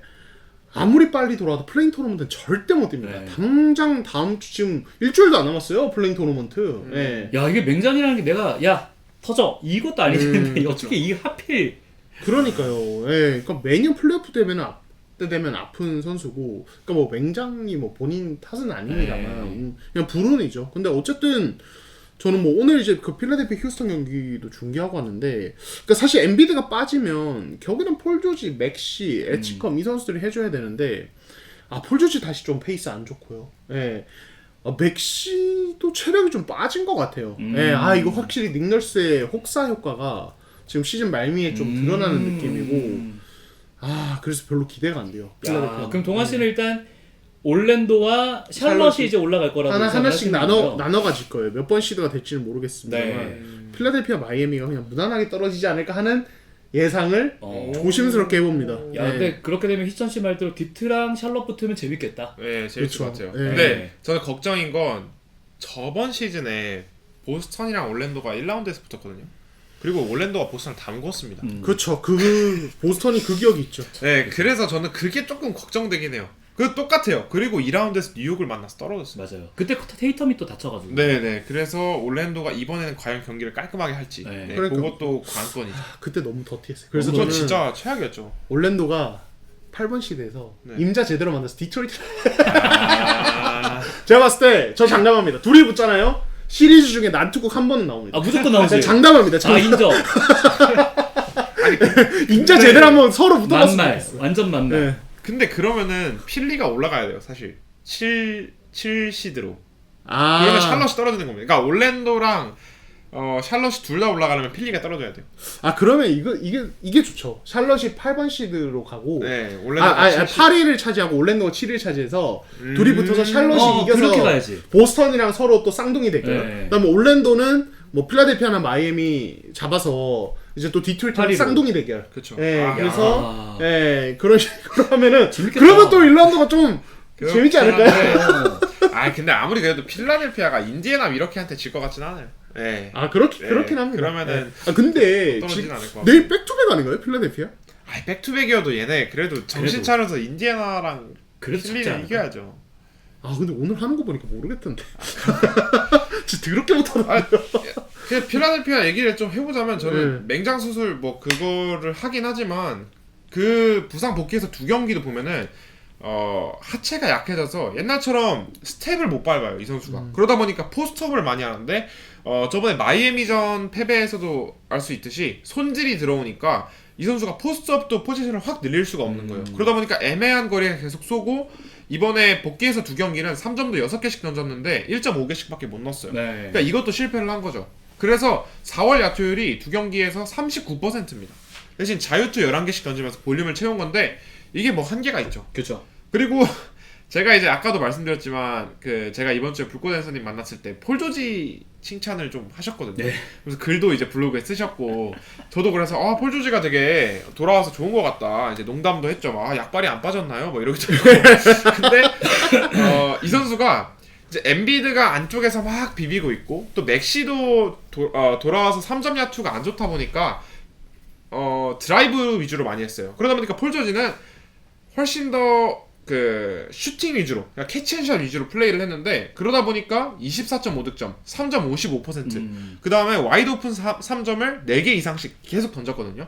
그래서 이게 되게 깔끔하게 잘 들어갔는데 아니나 다를까 수비 빡센 휴스턴 만나고 오픈샷 포지션을 못 받으면서 오늘 경기 완전 무너졌죠. 그렇죠. 네, 그래서 이 팀은 그냥 떨어지는 게 나을 것 같아요. 네, 프리인에서 떨어져서 왜냐면 이 팀이 만약 올라가도 뭐 엔비드도 제대로 못 나올 거고 그냥 맥시 혼자 열심히 뛰어다니다가 지는 그림이 나올 것 같아서 네. 썩 기대가 안 됩니다. 이러면 이 팀은 투자 대비 최악의 효율을 거두는 올 시즌의 팀이 되지 않을까? 그쵸.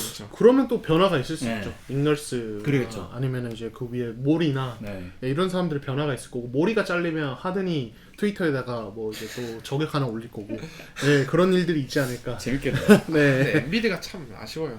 아니 나 지금 개인적으로 동부는 샬럿이 어떻게든 저는 그 플레이오프 진출해서 그래야 좀 보고 싶어질 것 맞아요. 같아요. 그래 재밌죠. 네, 1라운드가. 동부가 지금 이 1라운드가 기대가 하나도 안 돼가지고 그렇죠. 좋습니다. 자 그럼 이제 서부를 한번 가볼게요. 네. 저 근데 그 전에 애틀랜타 관련해서 좋아요. 잠깐 얘기하자면, 네. 그러니까 이 팀은 사실 제일런 존슨의 팀이 아니에요 지금. 뭐, 니켈 알렉산더 거의 팀이라고 생각을 하거든요. MIP 유력한 후보잖아요. 네, 지금. 거의 90% 넘는 확정이죠, 게 네. 확정인데 최근 10경기에 24.2득점 넣으면서 180클럽 이상의 효율을 보여주고 있어요. 네. 3.46%. 그러니까 제일런 존슨도 보면은 뭐 21득점, 10리바운드, 7어시스트 하는데 이 선수 플레이를 보시면 생각이 좀 달라져요. 그러니까 실제로 완전히 버로우트하는 경기도 되게 많고요. 이 선수가 지공에서 자신의 킬러 무브가 없어요. 그래서 저는 이 선수가 프로에서 무조건 깨질 거라고 생각을 합니다. 그러니까 실제로 보면 이 선수의 어시스트는 저는 니켈 알렉산더 워커 덕분에 몇 개가 올라가고 있다고 생각을 하거든요. 그러니까 이 선수가 사이즈에 비해 리머텍이 좋은 것도 아니고 몸에 힘이 좋아서 포스트업이 좋은 것도 아니고 근데 3점도 34.9%예요. 그러니까 그냥 잘 뛰고 사이즈 대비 핸들링이 좋고 길을 볼 줄 안다.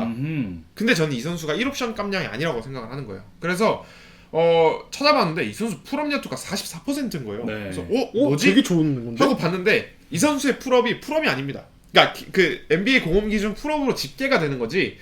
상대 가드 미스매치 잡고 애매하게 그 하이 지역에서 포스트업 치다가 페이더웨이 던지는 거랑 그다음에 러너 득점 이걸 풀업으로 집계를 하더라고요. 그래서 이런 게 과연 플레이오프에서 몇 개나 나오겠어요. 네. 그러다 보니까 좋지 않을 것 같고 실제로 클리블랜드전에 야투 16개 중에 4개밖에 못 넣으면서 12득점 1월 보스턴전에는 14개 중에 4개밖에 못 넣으면서 12득점 그러니까 1옵션이라는 선수가 강팀 만나면 완전히 버로우 사라지네. 사라져버리는 경기가 많아요. 그래서 저는 애틀랜타가 실망스러울 거라고 생각을 하는 이유가 제일런 존슨 때문입니다. 애틀랜타 근데 그래도 터지기 시작하면 또 무섭지 않아요?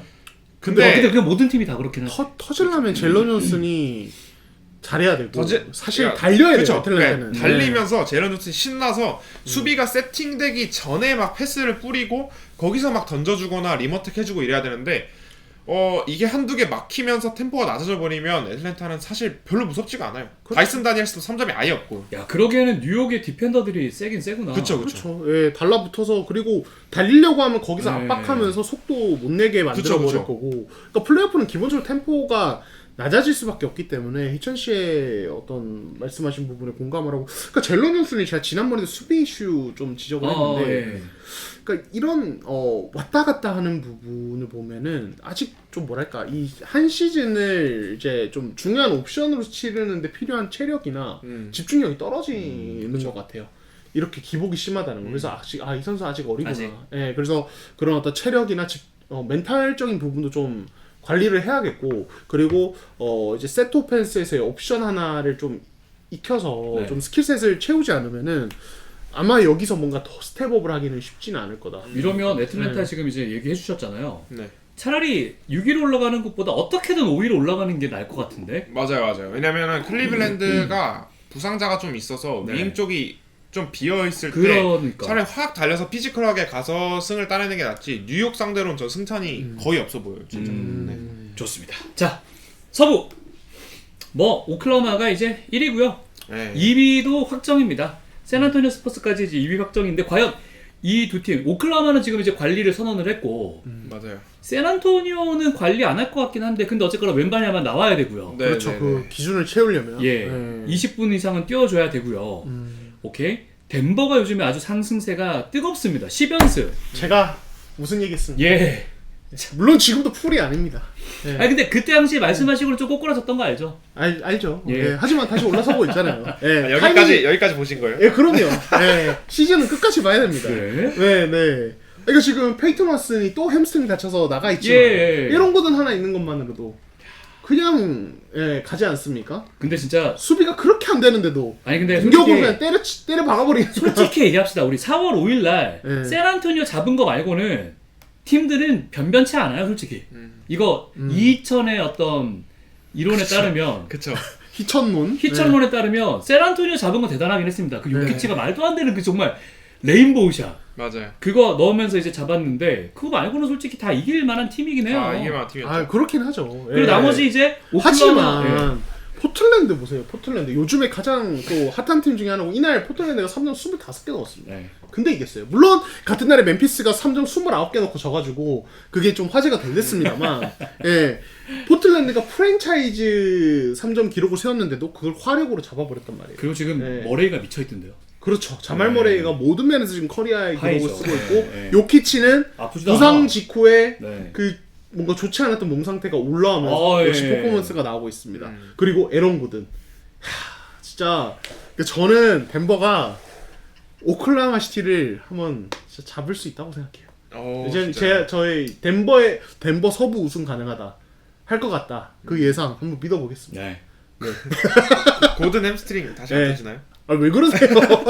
그러니까 저는 이게 너무 걱정돼요. 그러니까 왜냐면 왓슨이 또 터졌잖아요, 햄스트링이. 그치. 네. 근데 지금 시점에 터지면 사실 플레이오프 때 이 선수가 정상적으로 얼마나 가용될 수 있을지에 대한 의문이 들거든요. 그치. 맞아요. 근데 그거랑 별개로 저는 아까 이제 차에서도 얘기를 했지만 덴버의 오펜스에 감동을 되게 많이 받았어요. 네. 가장 눈이 즐거운 농구예요, 덴버는.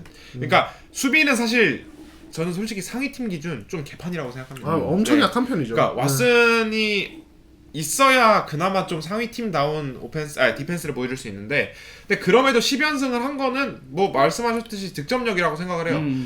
그 기간 동안 득점 1위, 야투율 1위, 3점 성공률 1위, 그리고 턴오버를 11.1개밖에 범하지 않았어요. 그러니까 그만큼 머레이, 요키치가 볼을 진짜 잘 지켜요. 그러니까 네, 잘 넣는 것만큼이나 네, 네. 잘 지켜요.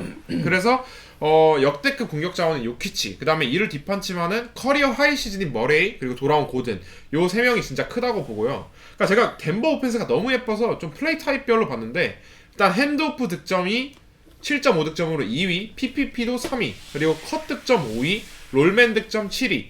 그러니까 이런 걸 쭉, 그리고 아이솔 득점도 3위예요. 그러니까 이런 걸 보면 결국 요키치? 음. 예, 요키치 덕분이다. 요키치가 핸드오프 해주고 커차는 아, 크리스찬 그럼요. 브라운 봐주고 그 다음에 롤맨 득점 해주고 아이솔도 뭐 사실 머레이, 요키치 둘 다 좋잖아요. 그러니까 수비수 입장에서 되게 까다로워요. 요키치는 롤맨도 되고 핸들링도 되고 바깥에서 쏠 수도 있고요. 그 다음에 머레이가 저는 3점이 커리어 하이 찍은 게 되게 유효하다고 생각을 합니다. 그래서 제가 사실 이걸 분석 영상으로 만들어 볼까도 생각을 했었는데 만들어도 될 것 같아요 나중에. 그러니까 머레이랑 요키치 핸드오프 세팅에서 진짜 무수히 많은 공격이 생성이 되거든요. 그럼요. 그러니까 핸드오프를 할 때 머레이에게 수비가 한 발이라도 떨어져 있다? 그대로 3점 올라가 버립니다. 근데 여기서 수비가 스위치가 되면 그냥 미스매치 헌팅 해버리면 돼요. 둘 중에 한 명이. 근데 머레이가 슈팅감이 너무 좋아서 블리치식으로 강하게 붙어버리면 요키치한테 볼을 줘버립니다. 이때 요키치는 수비가 안 붙으면 슛을 쏘거나 늦게 붙으면 페이크하고 리머텍을 하거나 붙어있으면 이 선수는 그냥 하이 지역부터 포스트업 할 수 있습니다. 그래서 포스트업을 해서 그 유명한 손브루 셔플 그거를 하던지 아니면은 코너에 있는 그 슈터를 맞아요. 이때 슈터가 고든, 캠 존슨, 크리스찬 브라운 이런 선수들이 있고요. 코너 3가 많이 열리다 보니까 고든이 오히려 덩커 스팟 쪽으로 컷인 들어와서 컷 득점도 되거든요. 근데 이게 핸드오프뿐만 아니라 픽앤롤이나 픽앤팝 상황에서 같은 원리로 똑같이 적용이 되다 보니까 수비수들이 진짜 아무리 열심히 막아도 계속 찬스가 날 수밖에 없는 거죠. 그래서 참 진짜 공격은 탑급인 것 같고 다만 이제 저 이제 또 스윙 팩터를 적어봤는데 이게 윙들의 햄스트링이 과연 고쳐줄까? 고든이 이런 고든. 예, 참 걱정이 많고요. 그러니까 왓슨이 같이 이렇게 계속 돌려가면서 쓸 수 있으면 괜찮을 텐데 왓슨이 없으니까. 그리고 저는 캠 존슨 또 스윙 팩터라고 생각을 하는데 이 선수가 최근에 확 살아났어요. 최근에 완전 네, 살아났어요. 진짜 잘해요. 네. 그러니까 3점을 경기당 2.5개씩 42.4%로 넣고 14득점 넣어요. 그러니까 왓슨보다 더 중용이 됐거든요. 이 선수가 물론 왓슨이 중간에 나가긴 했지만 네. 그러니까 30분 이상 캠 존슨을 쓸 만큼 활약을 해준다? 그러면 너무 좋죠. 코너 슈터인 캠 존슨은 상당히 위력적이니까 이 선수가 팀 수비도 좋고 네 그렇습니다. 그래서 저는 풀덴버면 저는 세난이랑 7차전 해볼만하지. 네, 7차전 봅니다. 예. 그러니까 지난주에 그 덴버와 샌안토니오의 경기가 또 화제를 많이 네. 모았잖아요. 그래서 근데 좀 같은 것들이 적용이 되는 것 같아요. 그러니까 덴버는 이제 이 요키치의 손에서 오펜스가 시작되기 때문에 그러니까 이 앞선에 대한 압박이나 손질 견제가 사실 의미가 없어요. 진짜로. 맞아요. 예, 의미가 없어요. 왜냐면 그런 2대2들이 가드들이 볼을 몰고 와서 거기서 시작하는 게 아니라 요키치가 공을 잡고 핸드오프 하면서 그리고 그 그죠. 두꺼운 몸으로 스크린 퀄리티가 굉장히 네. 좋잖아요. 거기서 시작되기 때문에 그런 것들을 모두 무력화한단 말이에요. 자, 지금 같은 손질의 시대에 그런 거 무력화할 수 있는 센터가 있다. 사실 그것만으로도 어마어마한 가치가 있고 그렇기 때문에 저는 이런 부분들이 단기전에서도 굉장히 유의미하게 적용이 될 거라고 오크라고 세난한테 되게 좋겠다 이거. 그러니까요. 그러니까 그 이제 보통 저희가 뭐 수비 얘기를 할 때 공격자가 하고 싶은 걸 못하게 만드는 게 중요하다고 하잖아요. 결국엔 요키치는 오클라호마 시티나 샌안토니오처럼 이 퍼리미터에서 압박과 어떤 에너지가 좋은 팀들에게 그들이 가장 잘하는 수비를 못하게 만드는 거예요. 그러네. 예, 그런 효과를 저는 준다고 보고 저는 그 웬반야마를 농락하는 거 보고 네. 문제 없겠다 플레이오프 그냥 와 진짜 괴물이에요. 예. 그러니까 웬반야마를 의식하고 그렇게 높이 네. 올려놓는 이런 고각을. 예, 플로터샷을 다 던지는데 포트리스 빨콩 쏘는 줄 알았어요. 이렇게. 와 제가 그 얘기 했었잖아요. 웬반야마 역대급 수비수다 네. 이미. 근데 그걸 그렇게 무력화하는 거 보니까 그냥 요키치 진짜 괜히 그냥 요키치가 아니구나. 예, 이런 생각이 들면서 저 플레이오프에 대한 기대감이 더 커졌습니다. 그래서 덴버가 3위일 거예요. 왜냐면 네, 지금 이제 맞아요. 덴버가 남아있는 경기가 오클라호마랑 세난이거든요. 오클라호마 경기는 잡을 것 같아요. 왜? 지금 관리 들어갔으니까. 그렇죠. 샌안토니오는 잘 모르겠습니다. 근데 세난도 2위를 확정졌기 때문에 그렇죠. 무리하지 않을 것 네, 같아요. 무리하지 맞아요, 않고 맞아요. 이제 덴버가 만약에 1승 1패를 거둔다. 그럼 4위인 휴스턴이 남아있는 경기가 미네랑 멤피스거든요. 둘 다 줘도 덴버가 올라가지 않을까, 덴버가 3위가 되지 않을까 싶은데 그렇죠. 그러면 이제 4위가 휴스턴, 5위 레이커스, 6위 미네 이렇게 고정될 가능성이 너무 커졌습니다. 그렇죠. 그래서 근데 덴버 얘기를 마지막으로 하자면 제가 일단 1라운드에 미네소타 만나겠죠.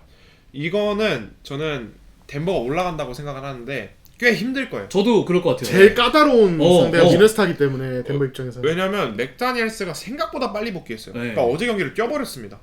그리고 앤트맨도 생각보다 몸이 지금 멀쩡해 보였고요. 앤트맨도 사실 프로 정주행하고 있는 거잖아요. 앤트맨도 그냥 쉬는 거예요. 그러니까 저는 쭉 둘이 쉬게 하는 게 맞다고 보고, 근데 이 선수들이 건강하다? 그러면은 경기 결과와 여부라는 별개 없이 진짜 고든 죽어라 뛰어다녀야 돼요. 근데 1라운드에 이렇게 만나고 2라운드에 샌안토니오 만난다? 네. 그럼 힘 고든 빠진다. 또 웬비 그거 디나이 하고 하느라 힘 엄청 빠질 거예요. 그럼 만약 이겨서 올라가도 오클라호마입니다. 덴버는 이번 시즌도 플레이오프 그 트리가 너무나도 가혹하다. 그러네. 그래서 저는 우승을 못 한다고 생각을 하는 게 너무 힘들어요. 그러니까 난이도가 높다. 난이도가 너무 높아요. 근데 반대로 오클라호마가 너무 꿀을 빱니다. 여기서 8시드 누가 만나도 4대0, 4대1이고요. 그 다음에 레이커스 아니면 휴스턴이에요. 너무 꿀이에요.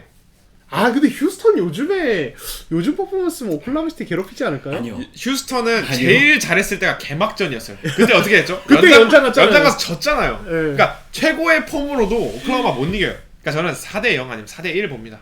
듀란트 또 삐져 있을 거예요. 그러면은 맥스 10경기 치르고 오는 겁니다. 근데 덴버는 미네소타, 샌안토니오 만나서 힘겹게 올라올지 말지도 몰라요. 그렇죠.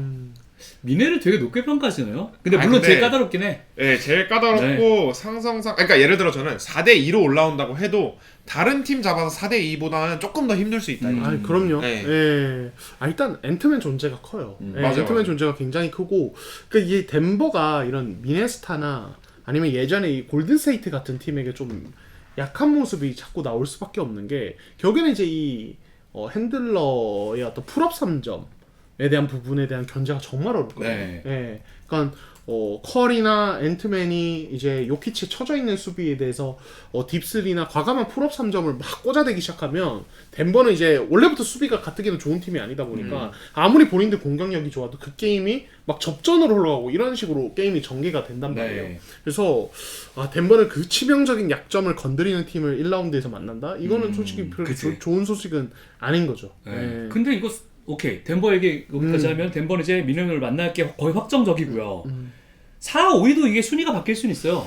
지금 이제 홈 어드밴티지 가져가려고 노력을 할 것 같거든요. 그렇죠. 휴스턴이 남아있는 경기가 미네소타랑 멤피스. 근데 저는 그러니까 미네소타가 무조건 시기할 것 같진 않아요. 이 선수들의 어떤 감각을 좀 유지한 상태로 들어가야 될 것 같은데, 일단 이건 뭐 지켜봐야 될 문제고요. 멤피스 잡겠지? 15분, 20분 이렇게 뛰게 해도 그렇게 하겠죠. 크게 뭐. 레이커스가 또 대진운이 좋습니다. 피닉스랑 유타예요. 근데 피닉스 난 쉬게 할 것 같거든요. 네. 관리하지 않을까요? 그렇죠. 그렇죠. 예. 그렇게 되면 이거 뒤집어질 수 있어요. 홈이 바뀝니다. 홈이 바뀌어도 뭐. 이쪽은 진짜 너무 기대가 안 돼요. 그러니까 1라운드에 누가 이겨도 오클라호마가 오니까 근데 이거 이렇게 얘기하면 안 되나. 그러니까 너무 구려요. 둘 다 농구가. 한쪽은 수비가 너무 아니야. 구리고 한쪽은 공격이 너무 구려요. 근데 제가 여기서 희천 씨의 이 말은 또 이제 뭐 일리가 있습니다만, 휴스턴은 최근에 좀 바뀌긴 했어요. 네. 휴스턴이 둘 중에 낫죠. 예. 예. 휴스턴이, 그러니까 저도 이제 휴스턴 비판론자였죠. 희천 씨와 함께. 여전히 이제 그런 부분에서 오늘 뭐 이 4쿼터 경기력 이런 것도 보면 답답하긴 한데, 근데 휴스턴이 그래도 최근에 좋아진 게, 그러니까 이제 이 팀은 원래 시즌 초반부터 3점 볼륨은 높지 않아도 성공률은 높은 팀이었거든요. 40 넘었죠. 예. 근데 올스타 브레이크 이후에는 볼륨도 낮고 성공률도 떨어지고 그냥 진짜 소위 슛 고자 팀이었어요. 진짜로. 그러다 보니까 듀란트한테 더블팀만 가면은 아무것도 못했어요. 근데 최근에는 그게 좀 달라졌어요. 누가 있어요? 리드 셰퍼드가 완전히 지금 셰퍼드. 셰퍼드가 터지죠. 타리이슨도 기복 있습니다만 꽤 잘 넣어주죠. 셰퍼드 프로 때 네. 가면 쉽지 않을걸요? 그렇죠. 근데 전 요즘 셰퍼드 보니까, 수비 괜찮겠어요? 그러니까 물론 그 매치업한테가 계속 감당을 해야죠. 네. 근데 최근 셰퍼드는 이제 NBA에서 뛰는 거에서 완전히 적응을 한 것 같아요.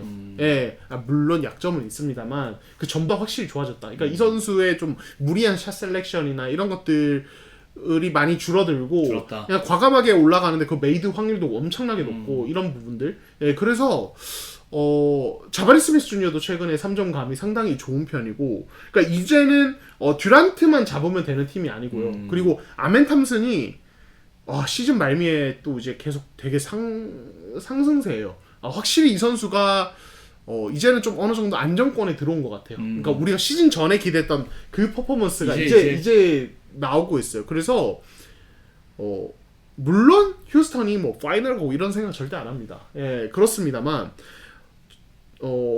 올스타 브레이크 직후에 비판했던 그 저점의 휴스턴보다는 지금 훨씬 좀 좋아졌어요. 케미가 네. 좋아졌나? 네, 케미가 훨씬 좋고 지금 손질도 굉장히 잘 이루어지고 있고 그런 이제 어떤 그래서 턴오버 유발, 네. 공격 리바운드 생산 이런 것들 통해서 포지션 많이 가져가고 듀란트에 대한 어떤 집중 견제를 외곽 슛으로 그냥 풀어가는 이런 게임들이 되게 이제 좀 부드럽게 이루어졌기 때문에 그 정말 못하는 그 휴스턴은 지금 그 정도는 아니다. 예, 라는 생각이 들고 또 뭐 벤블릿이 언제 들어올지 모르잖아요.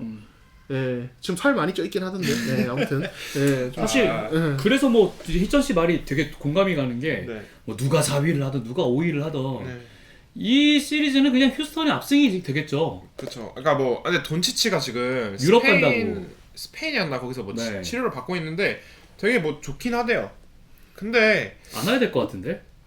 그쵸, 와도 저는 이미 두세 경기 치른 시점이라고 보고 제일 빨라도 그 다음에 와도 과연 정상일까?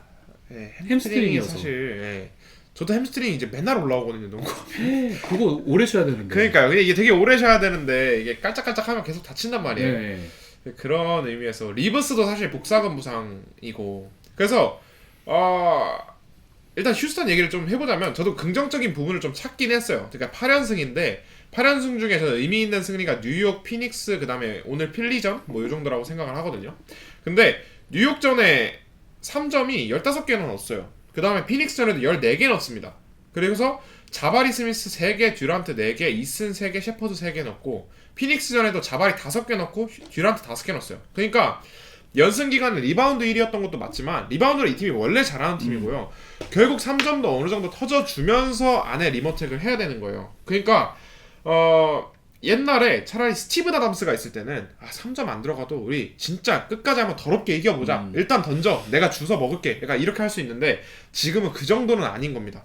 그래서 세컨 찬스 득점으로 이겨보겠다는 좀 아니라 생각보다는 어떻게든 롤플레이어들의 3점이 터져야 되고 저는 그게 셰퍼드의 3점보다는 자바리 스미스랑 타리슨의 3점이어야 된다고 생각을 해요. 왜냐면은 저번 시즌 레이커스에서 리브스가 털렸듯이 저는 셰퍼드도 똑같이 털릴 거라고 생각하거든요. 프롭에서의 매치업 헌팅은 생각보다 더 집요하게 이루어집니다. 네, 그래서 휴스턴은 결국 저는 스윙 패턴은 그 두 명이라 생각해요. 자바리랑 타리슨이라 생각하고 듀란트는 뭐 턴오버가 조금 많아지긴 하겠지만 결국 25득점 30점을 계속 할 수 있는 선수라고 생각을 합니다. 그리고 제가 아까 센군 같은 선수가 어떻게 올드바를 하냐 했는데 본론 나오네요. 네, 이제 나옵니다. 동의해요. 그러니까 센군은 항상 똑같아요. 시즌 초에 잘합니다. 그리고 이번 시즌에 심지어 시즌 초에 3점 40%였어요. 이 선수가 드디어 유로에서 농구를 깨달았다. 3점까지 던진다 하다가 3점이 쭉 내려와서 20% 후반까지 내려옵니다. 네. 그리고 이 선수가 하이에서 잡고 뭐 할지 다 알고 있어요. 다만 이 선수가 하이에서 잡았을 때 어쨌든 1대1로 맡긴 버겁기 때문에 코너 3점 체크하던 선수가 한 명 헬프를 와요. 이때 결국 그 코너에서 터져줘야 됩니다. 네, 휴스턴이 오클라호마한테 1승이라도 하려면 그렇게 해야 된다는 걸 말씀드리고 싶고요. 그리고 레이커스는 진짜 전 레드익이 좀 아쉬운 게 아니 돈치치랑 리브스 잘 다치는 거 알면서 왜 그 잘 나갈 때 평균 37분 이상씩 계속 썼는지 그게 좀 아쉬워요. 그러니까 리브스는 이미 그렇게 많이 쓰면 다치는 선수라는 게 거의 입증이 돼 있는데 평균 시간이 보면 37분, 38분이었거든요. 그래서 저는 그 세금을 최악의 시기에 낸 거라고 생각을 하고요. 그리고 둘 없으면은 댈러스도 못 이기는 팀이라는 게 이미 입증이 됐어요. 그러다 보니까 이번 시즌은 딱히 기대가 안 되고 오히려 다음 시즌에 돈치치 중심의 팀을 어떻게 구성할지 그게 좀 더 궁금합니다. 좋습니다. 이제 남아있는 건 8위 9위 싸움이에요. 네. 이게 지금 이제 아주 재밌는 내일 펼쳐지는 클리퍼스와 포틀랜드 트레일 블레이저스의 맞대결이 이제 남아 있는데 시즌 지금 클리퍼스가 2승 1패예요. 포틀랜드 상대로. 네네네. 만약에 포틀랜드가 이 경기를 잡으면 동률이 되고 그랬을 때는 타이브레이커가 누구한테 가요? 포틀랜드한테 있을 겁니다. 그래서 왜 포틀랜드한테 가요? 그랬을걸요? 잠깐만 이거 다시 한번 확인을 해야겠어요. NBA 타이브레이크 룰이 좀 복잡해서. 그죠? 이게 아마 득실차도 있지 않습니까? 기억하는 그쵸. 걸로는 포틀랜드였던 것 같은데. 그래요? 네. 어쨌거나 지금 그렇게 되면 이제 8위 싸움이 아주 내일 치열하게 펼쳐질 걸로 예상이 됩니다. 왜냐면 클리퍼스가 남아있는 경기가 포틀랜드와 골든스테이트 워리어스고요. 골스는 사실은 정규 시즌 마지막 경기 굳이 플레인 토너먼트 데뷔하는 게 맞고, 그리고 포틀랜드는 클리퍼스 붙고 난 다음에 세크라멘토예요. 그래서 이 맞대결의 결과에 따라서 상당히 아주 재밌는 결과가 펼쳐질 것 같습니다. 피닉스가 누굴 만나게 될지가 당장 그렇죠. 내일 결정됩니다. 맞네요. 그러니까 포틀랜드가 이길 경우 타이브레이커까지 포틀랜드로 바뀐대요. 아, 네, 그래요? 지금은 클리퍼스가 맞는데 뭐 그렇다고 합니다. 그래서 이 경기가 되게 중요하죠. 중요하죠. 네, 이게 왜 그러냐면 예, 왜 그래요?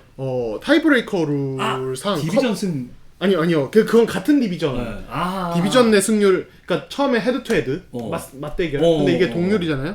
그러면은 그 다음에는 디비전 내 디비전 리더가 디비전 1위 한 팀이 있으면은 가져가는데 둘 다 디비전 1위는 아니고 그 다음에 같은 디비전일 경우 디비전 내 승률을 보는데 같은 디비전이 아니고 그러면 같은 컨퍼런스 내 서부 컨퍼런스 팀 상대로 얼마나 승률이 높냐. 그 안에서. 네, 거기서 포틀랜드가 클리퍼스보다 위에 있습니다. 네, 그래서 포틀랜드가 타이브레이커를 가지게 된다. 이기면. 네, 그렇습니다. 내일 풀대 풀로 붙겠네요. 그쵸. 내일 그쵸. 8번과 9번은 너무 달라서. 맞아요. 이게 9번, 10번이면 아마 그냥 조금 그 정도는 아닐 텐데. 그치. 8, 9번은 너무 달라요. 네. 맞아요. 근데 포틀이 요즘 괜찮습니다. 이제 뭐 워낙 포틀한테 약간 애정이 있으시잖아요. 네, 그럼요. 네. 저는 신초반부터 저도 재밌게 하는 이 농구. 저도 사실 되게 재밌게 봤거든요. 네, 그렇죠. 예. 그러니까 이 팀은 뭐라고 해야 되지? 일단 첫 번째 컨셉 턴오버 파티입니다. 네. 나도 많이 하고 너도 많이 하고 같이 파티하자. Let's get it. 약간 이런 느낌이거든요. 예. 근데 이제 그런 컨셉 안에서 이 팀이 이제 되게 공격적으로 3점도 던지고 에너지가 높아요. 막 달려들잖아요. 예. 그러니까 근데 그런 게 잘 되는 날은 어떤 팀이든 잡아낼 수 있는 힘을 보여줘요. 그게 포틀랜드의 농구입니다, 이번 시즌에. 근데 최근에 그런 부분도 되게 잘 좀 이뤄졌죠. 예, 주랄로데이도 좀 좋은 편이었고, 아부디아가 또 이제 여전히 좋은 모습 보여줬었고, 뭐 이제 투마니 카마라 말할 것도 없고요. 예, 그래서 최근 포틀랜드가 좀 뭐랄까, 그러니까 페이스상 약간 상승 곡선에 온 것 같고, 그러니까 플레인 토너먼트 앞두고 이런 부분 되게 고무적이다. 그래서 저는 이길 것 같아요, 포틀랜드가. 왜냐면 클리퍼스한테 4월 1일 날 114대 104로 이겼거든요. 그러니까요. 예, 최근에 화력이나 어떤 그런 것들 보면은 물론 일란 주루가 터지긴 했습니다. 포틀랜드가 저는 이겨서 8번 시드 가져가지 않을까. 위에 가 있지 않을까. 그렇게 되면 이제 피닉스랑 붙게 되죠. 그렇죠. 예, 그리고 클리퍼스와 골든스테이트. 이것도 이제 재밌는 매치. 꿀잼이다 이거. 레너드 대 커리. 재밌죠. 포틀랜드 경기를 보면은 포틀랜드 팬분들한테 좀 죄송한 말씀이지만 이 공격을 보잖아요. 축구부 애들한테 슈팅하는 법이랑 레이업만 알려줘서 경기하는 느낌이에요. 그러니까 아부디아가 뭐 이스라엘 선수 있다고 지금 뭐 축구부로 아부디아가 잘 뛰는 애들 4명을 모은 거예요. 잘 뛰는 애 셋이랑 키 큰 애 하나를 모아요. 그래서 너는 거기서 리바운드만 잡아하고 나머지는 슛만 해요. 그 다음 아부디아가 죽어라 하고 리버텍을 합니다. 맞아요. 그럼 이때 자유투 한 10개씩 뜯어요. 그렇죠. 그리고 지루 카마라 그다음 스콘 앤더슨이 3점을 최근에 거의 5개씩 넣습니다. 그리고 성공률도 다 40% 50%예요. 그러니까 그러다 보니까 제가 좀 웃기게 말했지만 이 팀이 그만큼 공격은 되게 단순해요. 그래서 상대편도 막는 법을 알아요.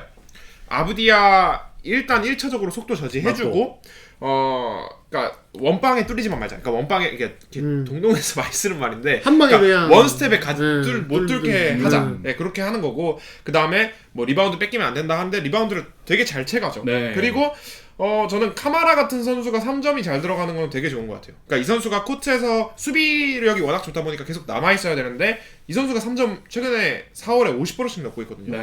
그런 거는 되게 좋은 것 같고. 다만 그러니까 이 팀도 한계가 보이는 게 공격 세팅이 너무 단순하고 턴오버가 너무 많아요. 그러니까 이 팀이 수비력이 되게 좋은 유닛들이 많은데 디펜시브 레이팅이 13위밖에 안 돼요. 그거는 저는 지공 수비보다는 그 자신들의 턴오버로 야기된 속공 실점이 너무 많아서 그렇다고 생각을 하거든요. 그래서 이번 시즌은 저는 그래도 이 팀이 그러니까 12에서 그냥 첫 게임에 떨어지고 뭐 픽을 노리고 이런 수준의 팀은 아니잖아요. 그러니까 최대한 좀 하면서 경험을 쌓고 다음 시즌에는 공격도 조금 더 정교하게 다채롭게 해보는 게 어떨까. 아니 도노반 클링언 데리고 왜 그렇게밖에 못하지? 그러니까 이제 말씀드린 대로 클링언이 포함이 되지 않는 수비에서 그냥 다 털려버리니까. 그쵸. 앞에서 턴오버 해버리면 뭐 클링언이 백코트 빨리 하는 것도 빨리 하는 아니고, 것도 네, 그것도 그런 것도 있고, 네. 그러니까 이게 양날의 검이에요. 그러니까 템포 올리니까 그만큼 음. 턴오버도 쏟아지고, 그쵸. 예, 턴오버 꼴찌구나. 정확하지 않은 공격들. 그러니까 아브디아가 찍고 들어가다 빼주는 네. 패스 그냥 상대한테 그냥 헌납하기도 하고요. 그러니까 그러네. 그런 굉장히 질 낮은 턴오버들이 많이 나거든요. 네. 그러니까 애틀랜타가 안 좋을 때도 비슷해요. 네. 경기를 보시면 네. 제가 무슨 말을 하는지 아실 수 있을 거예요. 네. 대충. 네. 그래서 애틀랜타가 안 좋을 때 보면 비슷해요. 그러니까요. 턴오버하고 막 그냥 맞아. 트레인션 수비로 무너지고. 그쵸. 근데 이제 저는 여기서 이제 포인트 하나 더 짚으면 스쿠 앤더슨이 네. 좋거든요. 그쵸. 후반기 들어서 이게 왜 그러냐면 그 아브디아가 쉴 때 핸더슨이 그 역할을 맡아요. 돌격 때. 맞아요, 맞아요. 예. 근데 이제 핸더슨이 사실 데뷔 이후에 정말 많이 고전을 했잖아요. 맞아요. 예. 근데 아브디아가 가져가는 굉장히 단순한 롤. 그러니까 가운데 레인을 주면서 네가 다 찍고 들어가. 찍고 가. 그리고 패스해주고 너 올라갈 수 있을 때 올라가. 이런 되게 단순한 룰을 주니까 롤을 주니까 핸더슨이 확실히 살아나더라고요. 운동 능력이 워낙 좋으니까. 그래서 저는 포틀랜드의 약간 엑스펙트는 핸더슨이 될 것 같아요. 네, 그러니까 아브디아가 하는 거는 사실은 당연히 상수로 가져야 되고 네. 만약에 핸더슨이 좀 이제 그 어떤 본인의 이제 달라진 롤을 플레인 토너먼트 같은 단기전에서 어느 정도 수행한다. 그럼 포틀랜드 이 벤치 유닛도 되게 상대하기 까다로워져서 저는 그러면 포틀랜드가 약간 플레이오프 자리 한 자리 차지할 수도 있겠다는 생각도 조심스럽게 합니다. 자, 네. 포틀랜드가 만약에 파리로 가서 피닉스를 만난다. 선즈 상대로는 어떨까요? 아니 선즈가 최근에 좀 약한데 네. 선즈가 시드 숫자만큼 강한 느낌은 없어요 지금은. 브룩 로페즈도 브룩 로페즈래 딜런 딜런 브룩스 브룩스. 왜 브룩 로페즈가 나왔지? 네. 딜런 브룩스도 돌아와서 아직은 감을 못 잡고 있는 것 같거든요. 입만 털고 있던데. 네. 그러니까 듀란트한테 완전 털렸잖아요. 네. 근데 저는 포틀랜드 아까 스쿠 앤더슨 얘기를 해주셨지만 저는 스쿠 앤더슨 보고 어떤 느낌이 살짝 들었냐면 그 마이애미 다비온 미첼 느낌이 조금 났어요. 롤이 똑같아요. 네, 그러니까 사이즈도 작고 근데 리머텍 시키고 근데 생각보다 효율은 잘 안 나와요. 그러니까 이 선수가 4월에 보면 3점이 44%지만 전체 야투리 40%거든요. 그러니까 안에 들어갔을 때 생각보다 이 선수가 사이즈도 작고 손끝 감각이 그렇게 좋진 않다 보니까 많이 흘려요. 근데 그거에 비해 또 턴오버는 또 꽤 나오고요. 그래서 이 선수가 그러니까 플레이오프 기간에는 정신 차리고 잘 해주기를 바라야 되는데 그냥 그거보다 저는 아브디아를 더 갈아 쓰지 않을까 싶습니다. 그러니까 조금 더 믿을 수 있는 아브디아 뭐 거의 저는 38분씩 뛸 거라고 생각해요. 네. 그리고 피닉스는 저는 조금 걱정되는 건 데빈 부커가 효율이 좀 많이 떨어져 있고 그거는 저는 데빈 부커의 농구력이 떨어졌다기보다는 이 선수에게 과한 부담이 쏠렸다고 생각을 하고요. 그리고 콜린 길레스피도 풀시즌을 처음으로 소화하면서 3점 효율이 조금 내려왔어요. 후반기 들어서 완전히 하락세죠. 그렇죠. 네. 네. 제가 확실히 아는 게 제가 판타지를 뽑았는데 갈수록 야투율이 바닥을 치더라고요. 엉망이었어요. 네, 그런 게 조금 걱정이 되고 다만 이제 마크 윌리엄스가 플레이인 플레이오프 때 조금 계속 건강하게 뛰어주면 요거는 저는 괜찮을 것 같아요. 조금 경쟁력이 있을 것 같고 근데 만약 그렇단 얘기는 네 7위 안진 못하고 잘못하면 떨어질 수도 있죠. 떨어질 수도 있죠. 근데 저는 마크 윌리엄스가 생각보다 되게 중요할 것 같아요. 이게 만약 안 되고 못 나오나요 이 선수가? 그러면 이제 오소 이고다로 이런 선수들이 아니면 뭐 센터로 카만 나와야 말로아치 되는데. 이런 선수 네, 나와야 말로아치도 되는데 네. 이 근데 선수 애매한 말로아치는 아직 뭔가 적응이 안 돼서 제대로 못 쓰는 느낌이던데. 그러니까 마크 윌리엄스가 지금 보면 휴스턴전에 뛰고 댈러스전에 안 뛰었어요. 근데 아마 이렇게 플레이오프나 풀인 때 얼마나 뛸지는 조금 봐야 될 것 같아요. 차이가 커요 생각보다. 마크 윌리엄스랑 다른 선수의 차이가. 서부가 어느 정도 순위가 좀 결정됐다고 생각했는데 플레인 토너먼트가 지금 혼란이잖아요. 심지어 이 플레인 토너먼트 순위가 어느 정도 결정돼도 경기 들어가기 전까지는 이 순위를 우리가 예측하기가 상당히 힘들겠는데요? 그렇죠. 예, 그러니까 이것도 동부랑 너무 다르죠. 이게 너무 다른데요? 네. 동부는 어느 정도 좀 보이잖아요. 그렇죠. 예. 야, 희한하네. 저는 골든 스테이트가 올라갈 수도 있다고 생각을 아니 해요. 아무래도 이제 그 얘기를 하고 싶었던 게 커리 복귀하고 경기들이 좋았어요. 내용도. 그러니까요. 네. 예. 그렇죠. 골스 얘기로 자연스럽게 예, 골스로 가시죠. 그러면은 자 커리 경기를 봤거든요. 예. 네. 휴스턴전은 후반만 봤고 세크라멘토전을 좀 봤어요. 그리고 그걸 보고 느낀 거는 커리 몸 상태가 아주 괜찮은 것 같아요. 오늘 경기 쉰 것도 그냥 쉬게 해준 것 같고 특히 휴스턴전에는 많은 분들이 하이라이트로도 보셨겠지만 진짜 전성기 커리 같았어요. 네, 진짜 잘했어요. 진짜 저 풀로 다 봤는데 그죠? 마지막에 진짜 아쉬웠던 게 드레이먼 그린이 포점시키를 불렀어요. 네. 같이 더블 스크린 걸자고. 그쵸. 얘가 안 갔어. 근데 얘가 못 알아먹은 거 같긴 못 알아먹은 것 그죠? 같아. 그래서 네. 드레이먼 그린한테 끝나고 엄청 털렸거든요. 아니 그런 건 진짜 털려야 돼요. 네. 그랬고 세크라멘토전은 25분 뛰고 뭐 효율이 그닥 좋진 않았는데 그냥 이 경기는 조금 살살 뛴 느낌이 나요. 네. 그래서 제가 몸 상태가 왜 괜찮다고 생각을 했냐면 휴스턴전에 테이트나 뭐 세크라멘토전에 막심 레이너 상대로 미스매치가 잡히면은 이 매치업 펀팅으로 이제 리머택을 하는 게 확실히 몸이 좀 가벼워 보였어요. 그리고 공격은 그냥 하던 대로 하는 느낌이었거든요. 특히 세크라멘토전에 3점 4개 중에 3개가 그린 어시스트였는데 2개가 오프스크린 받고 나와서 쏜 거고 1개는 그 커리 잘하는 동네 한 바퀴 오프 더블 네. 무브 하다가 핸드오프 받아서 넣은 거고요.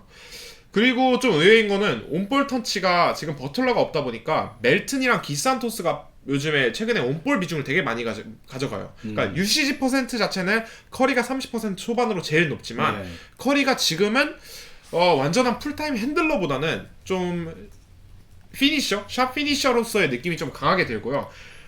실제로 휴스턴전과 세크라멘토전에 멜튼의 킥아웃을 받고 커리가 던지는 그런 느낌이 좀 납니다. 그러니까 실제로 패스 펜서가 주전으로서 커리와 계속 같이 뛰기에는 사실 사이즈 문제도 있고 뭐 수비 문제도 좀 있고 이 선수의 슛이 좋지도 않다 보니까 약점들이 있는데 멜튼은 그런 부분들에서 스펜서보다 낫다 보니까 그리고 커리가 페어링이 되기 쉬운 유닛이기도 하고요. 그러다 보니까 멜튼이랑 호흡이 좀 괜찮고 뭐 그린도 확실히 커리 오니까 할 게 조금 생기긴 하더라고요. 근데 다만 이제 포틀랜드나 뭐 피닉스 이런 애들 상대로 뭐 하던 대로 해서 골스가 이길 수 있을지는 저는 조금 의문이긴 해요. 뭐 진짜 빈티지 커리가 터지면 이기는 건데 그게 아니고 그냥 뭐 커리가 2-30점 하는 걸로 될지는 조금 애매하긴 합니다. 왜냐면 다른 선수들이 좀 아쉬워서. 근데 커리가 들어오면서 저는 되게 재밌었던 게요. 골스 커리 없는 경기도 봤지만 커리가 오니까 그린의 존재감이 완전 살아나 버리고 그린의 존재감이 살아나니까 나머지 자원들도 같이 살아나는 거예요. 맞아요. 그래서 야 이거 뭐야 골든스테이트 10위가 확정이긴 하지만 이거 잘하면 7, 8위로 플레이오프 갈 수도 그러니까 8위로 플레이오프 갈 수도 있겠는데 싶은 거예요. 관건은 네. 그러니까 뭐 커리가 잘하는 건 당연히 이루어져야 되고 이 포르징기스 포르징기스 중요하죠. 네. 나 아예 잊고 있었어요. 그렇죠. 예, 그러니까요. 잊혀질 만큼 지금 이제 그렇죠. 여전히 건강하지 않은 포르징기스인데 그러니까 포르징기스가 있는 것과 없는 건 너무 다르죠. 너무 당연한 얘기죠. 일단 림 프로텍팅이 너무 차원이 달라요. 왜냐면 없으니까 지금 골스의 가장 큰 문제는 골대예요. 그러니까요. 그러니까 지금 얘기하면 조금 웃긴 표현인데 웸비 이전에 웸비가 포르징기스거든요. 그 높이만 볼볼 아닌가요? 아니 볼볼은 너무 볼볼. 그래도 급 차이가 다른 있는 나라 거예요. 같던데. 탁구볼 아닌가요? 급 차이가 중국 가서 얼마나, 지금 맞죠. 급 차이가 얼마나 있는데. 중국 가서 차이나 웸비 놀이하고 그래도 있는데. 웸비에 더 가깝죠 포르징기스는. 네. 그쵸, 그러니까 맞아요. 어쨌든 그러니까 이 선수가 수비 커버 범위가 높지 않지만 페인트 존에 이제 이 머무를 때 이 림 프로텍팅과 리바운드는 사실 되게 압도적이긴 하거든요. 여전히. 그러니까 그게 일단 차원이 다르고 두 번째는 이제 단기전에서 포르징기스가 있으면 결국에는 뭐 이제 포르징기스 팝아웃 하지만 결국에는 포스트업을 통해서 이제 상대 수비의 사이즈를 공략하는 게 가능하거든요. 그러니까 예를 들어서 포르징기스의 스크린을 받고 커리가 밖으로 나오는 어떤 패턴을 하나 만들어서 커리 쪽에서 스위치하도록 만들어버리고 포르징기스가 페인트존에 스크린 건 다음 그 자리에 머물면서 작은 선수를 잡아먹는 식의 어떤 포스트업을 가져갈 수도 있고요. 그러니까 옵션 자체가 달라져요. 맞네. 그래서 저는 포르징기스가 엄청 중요한 것 같아요. 포르징기스가 있으면 저는 위에 팀들 좀 되게 재밌게 괴롭힐 수 있을 것 같다. 그런 생각이 듭니다. 네. 맞아요.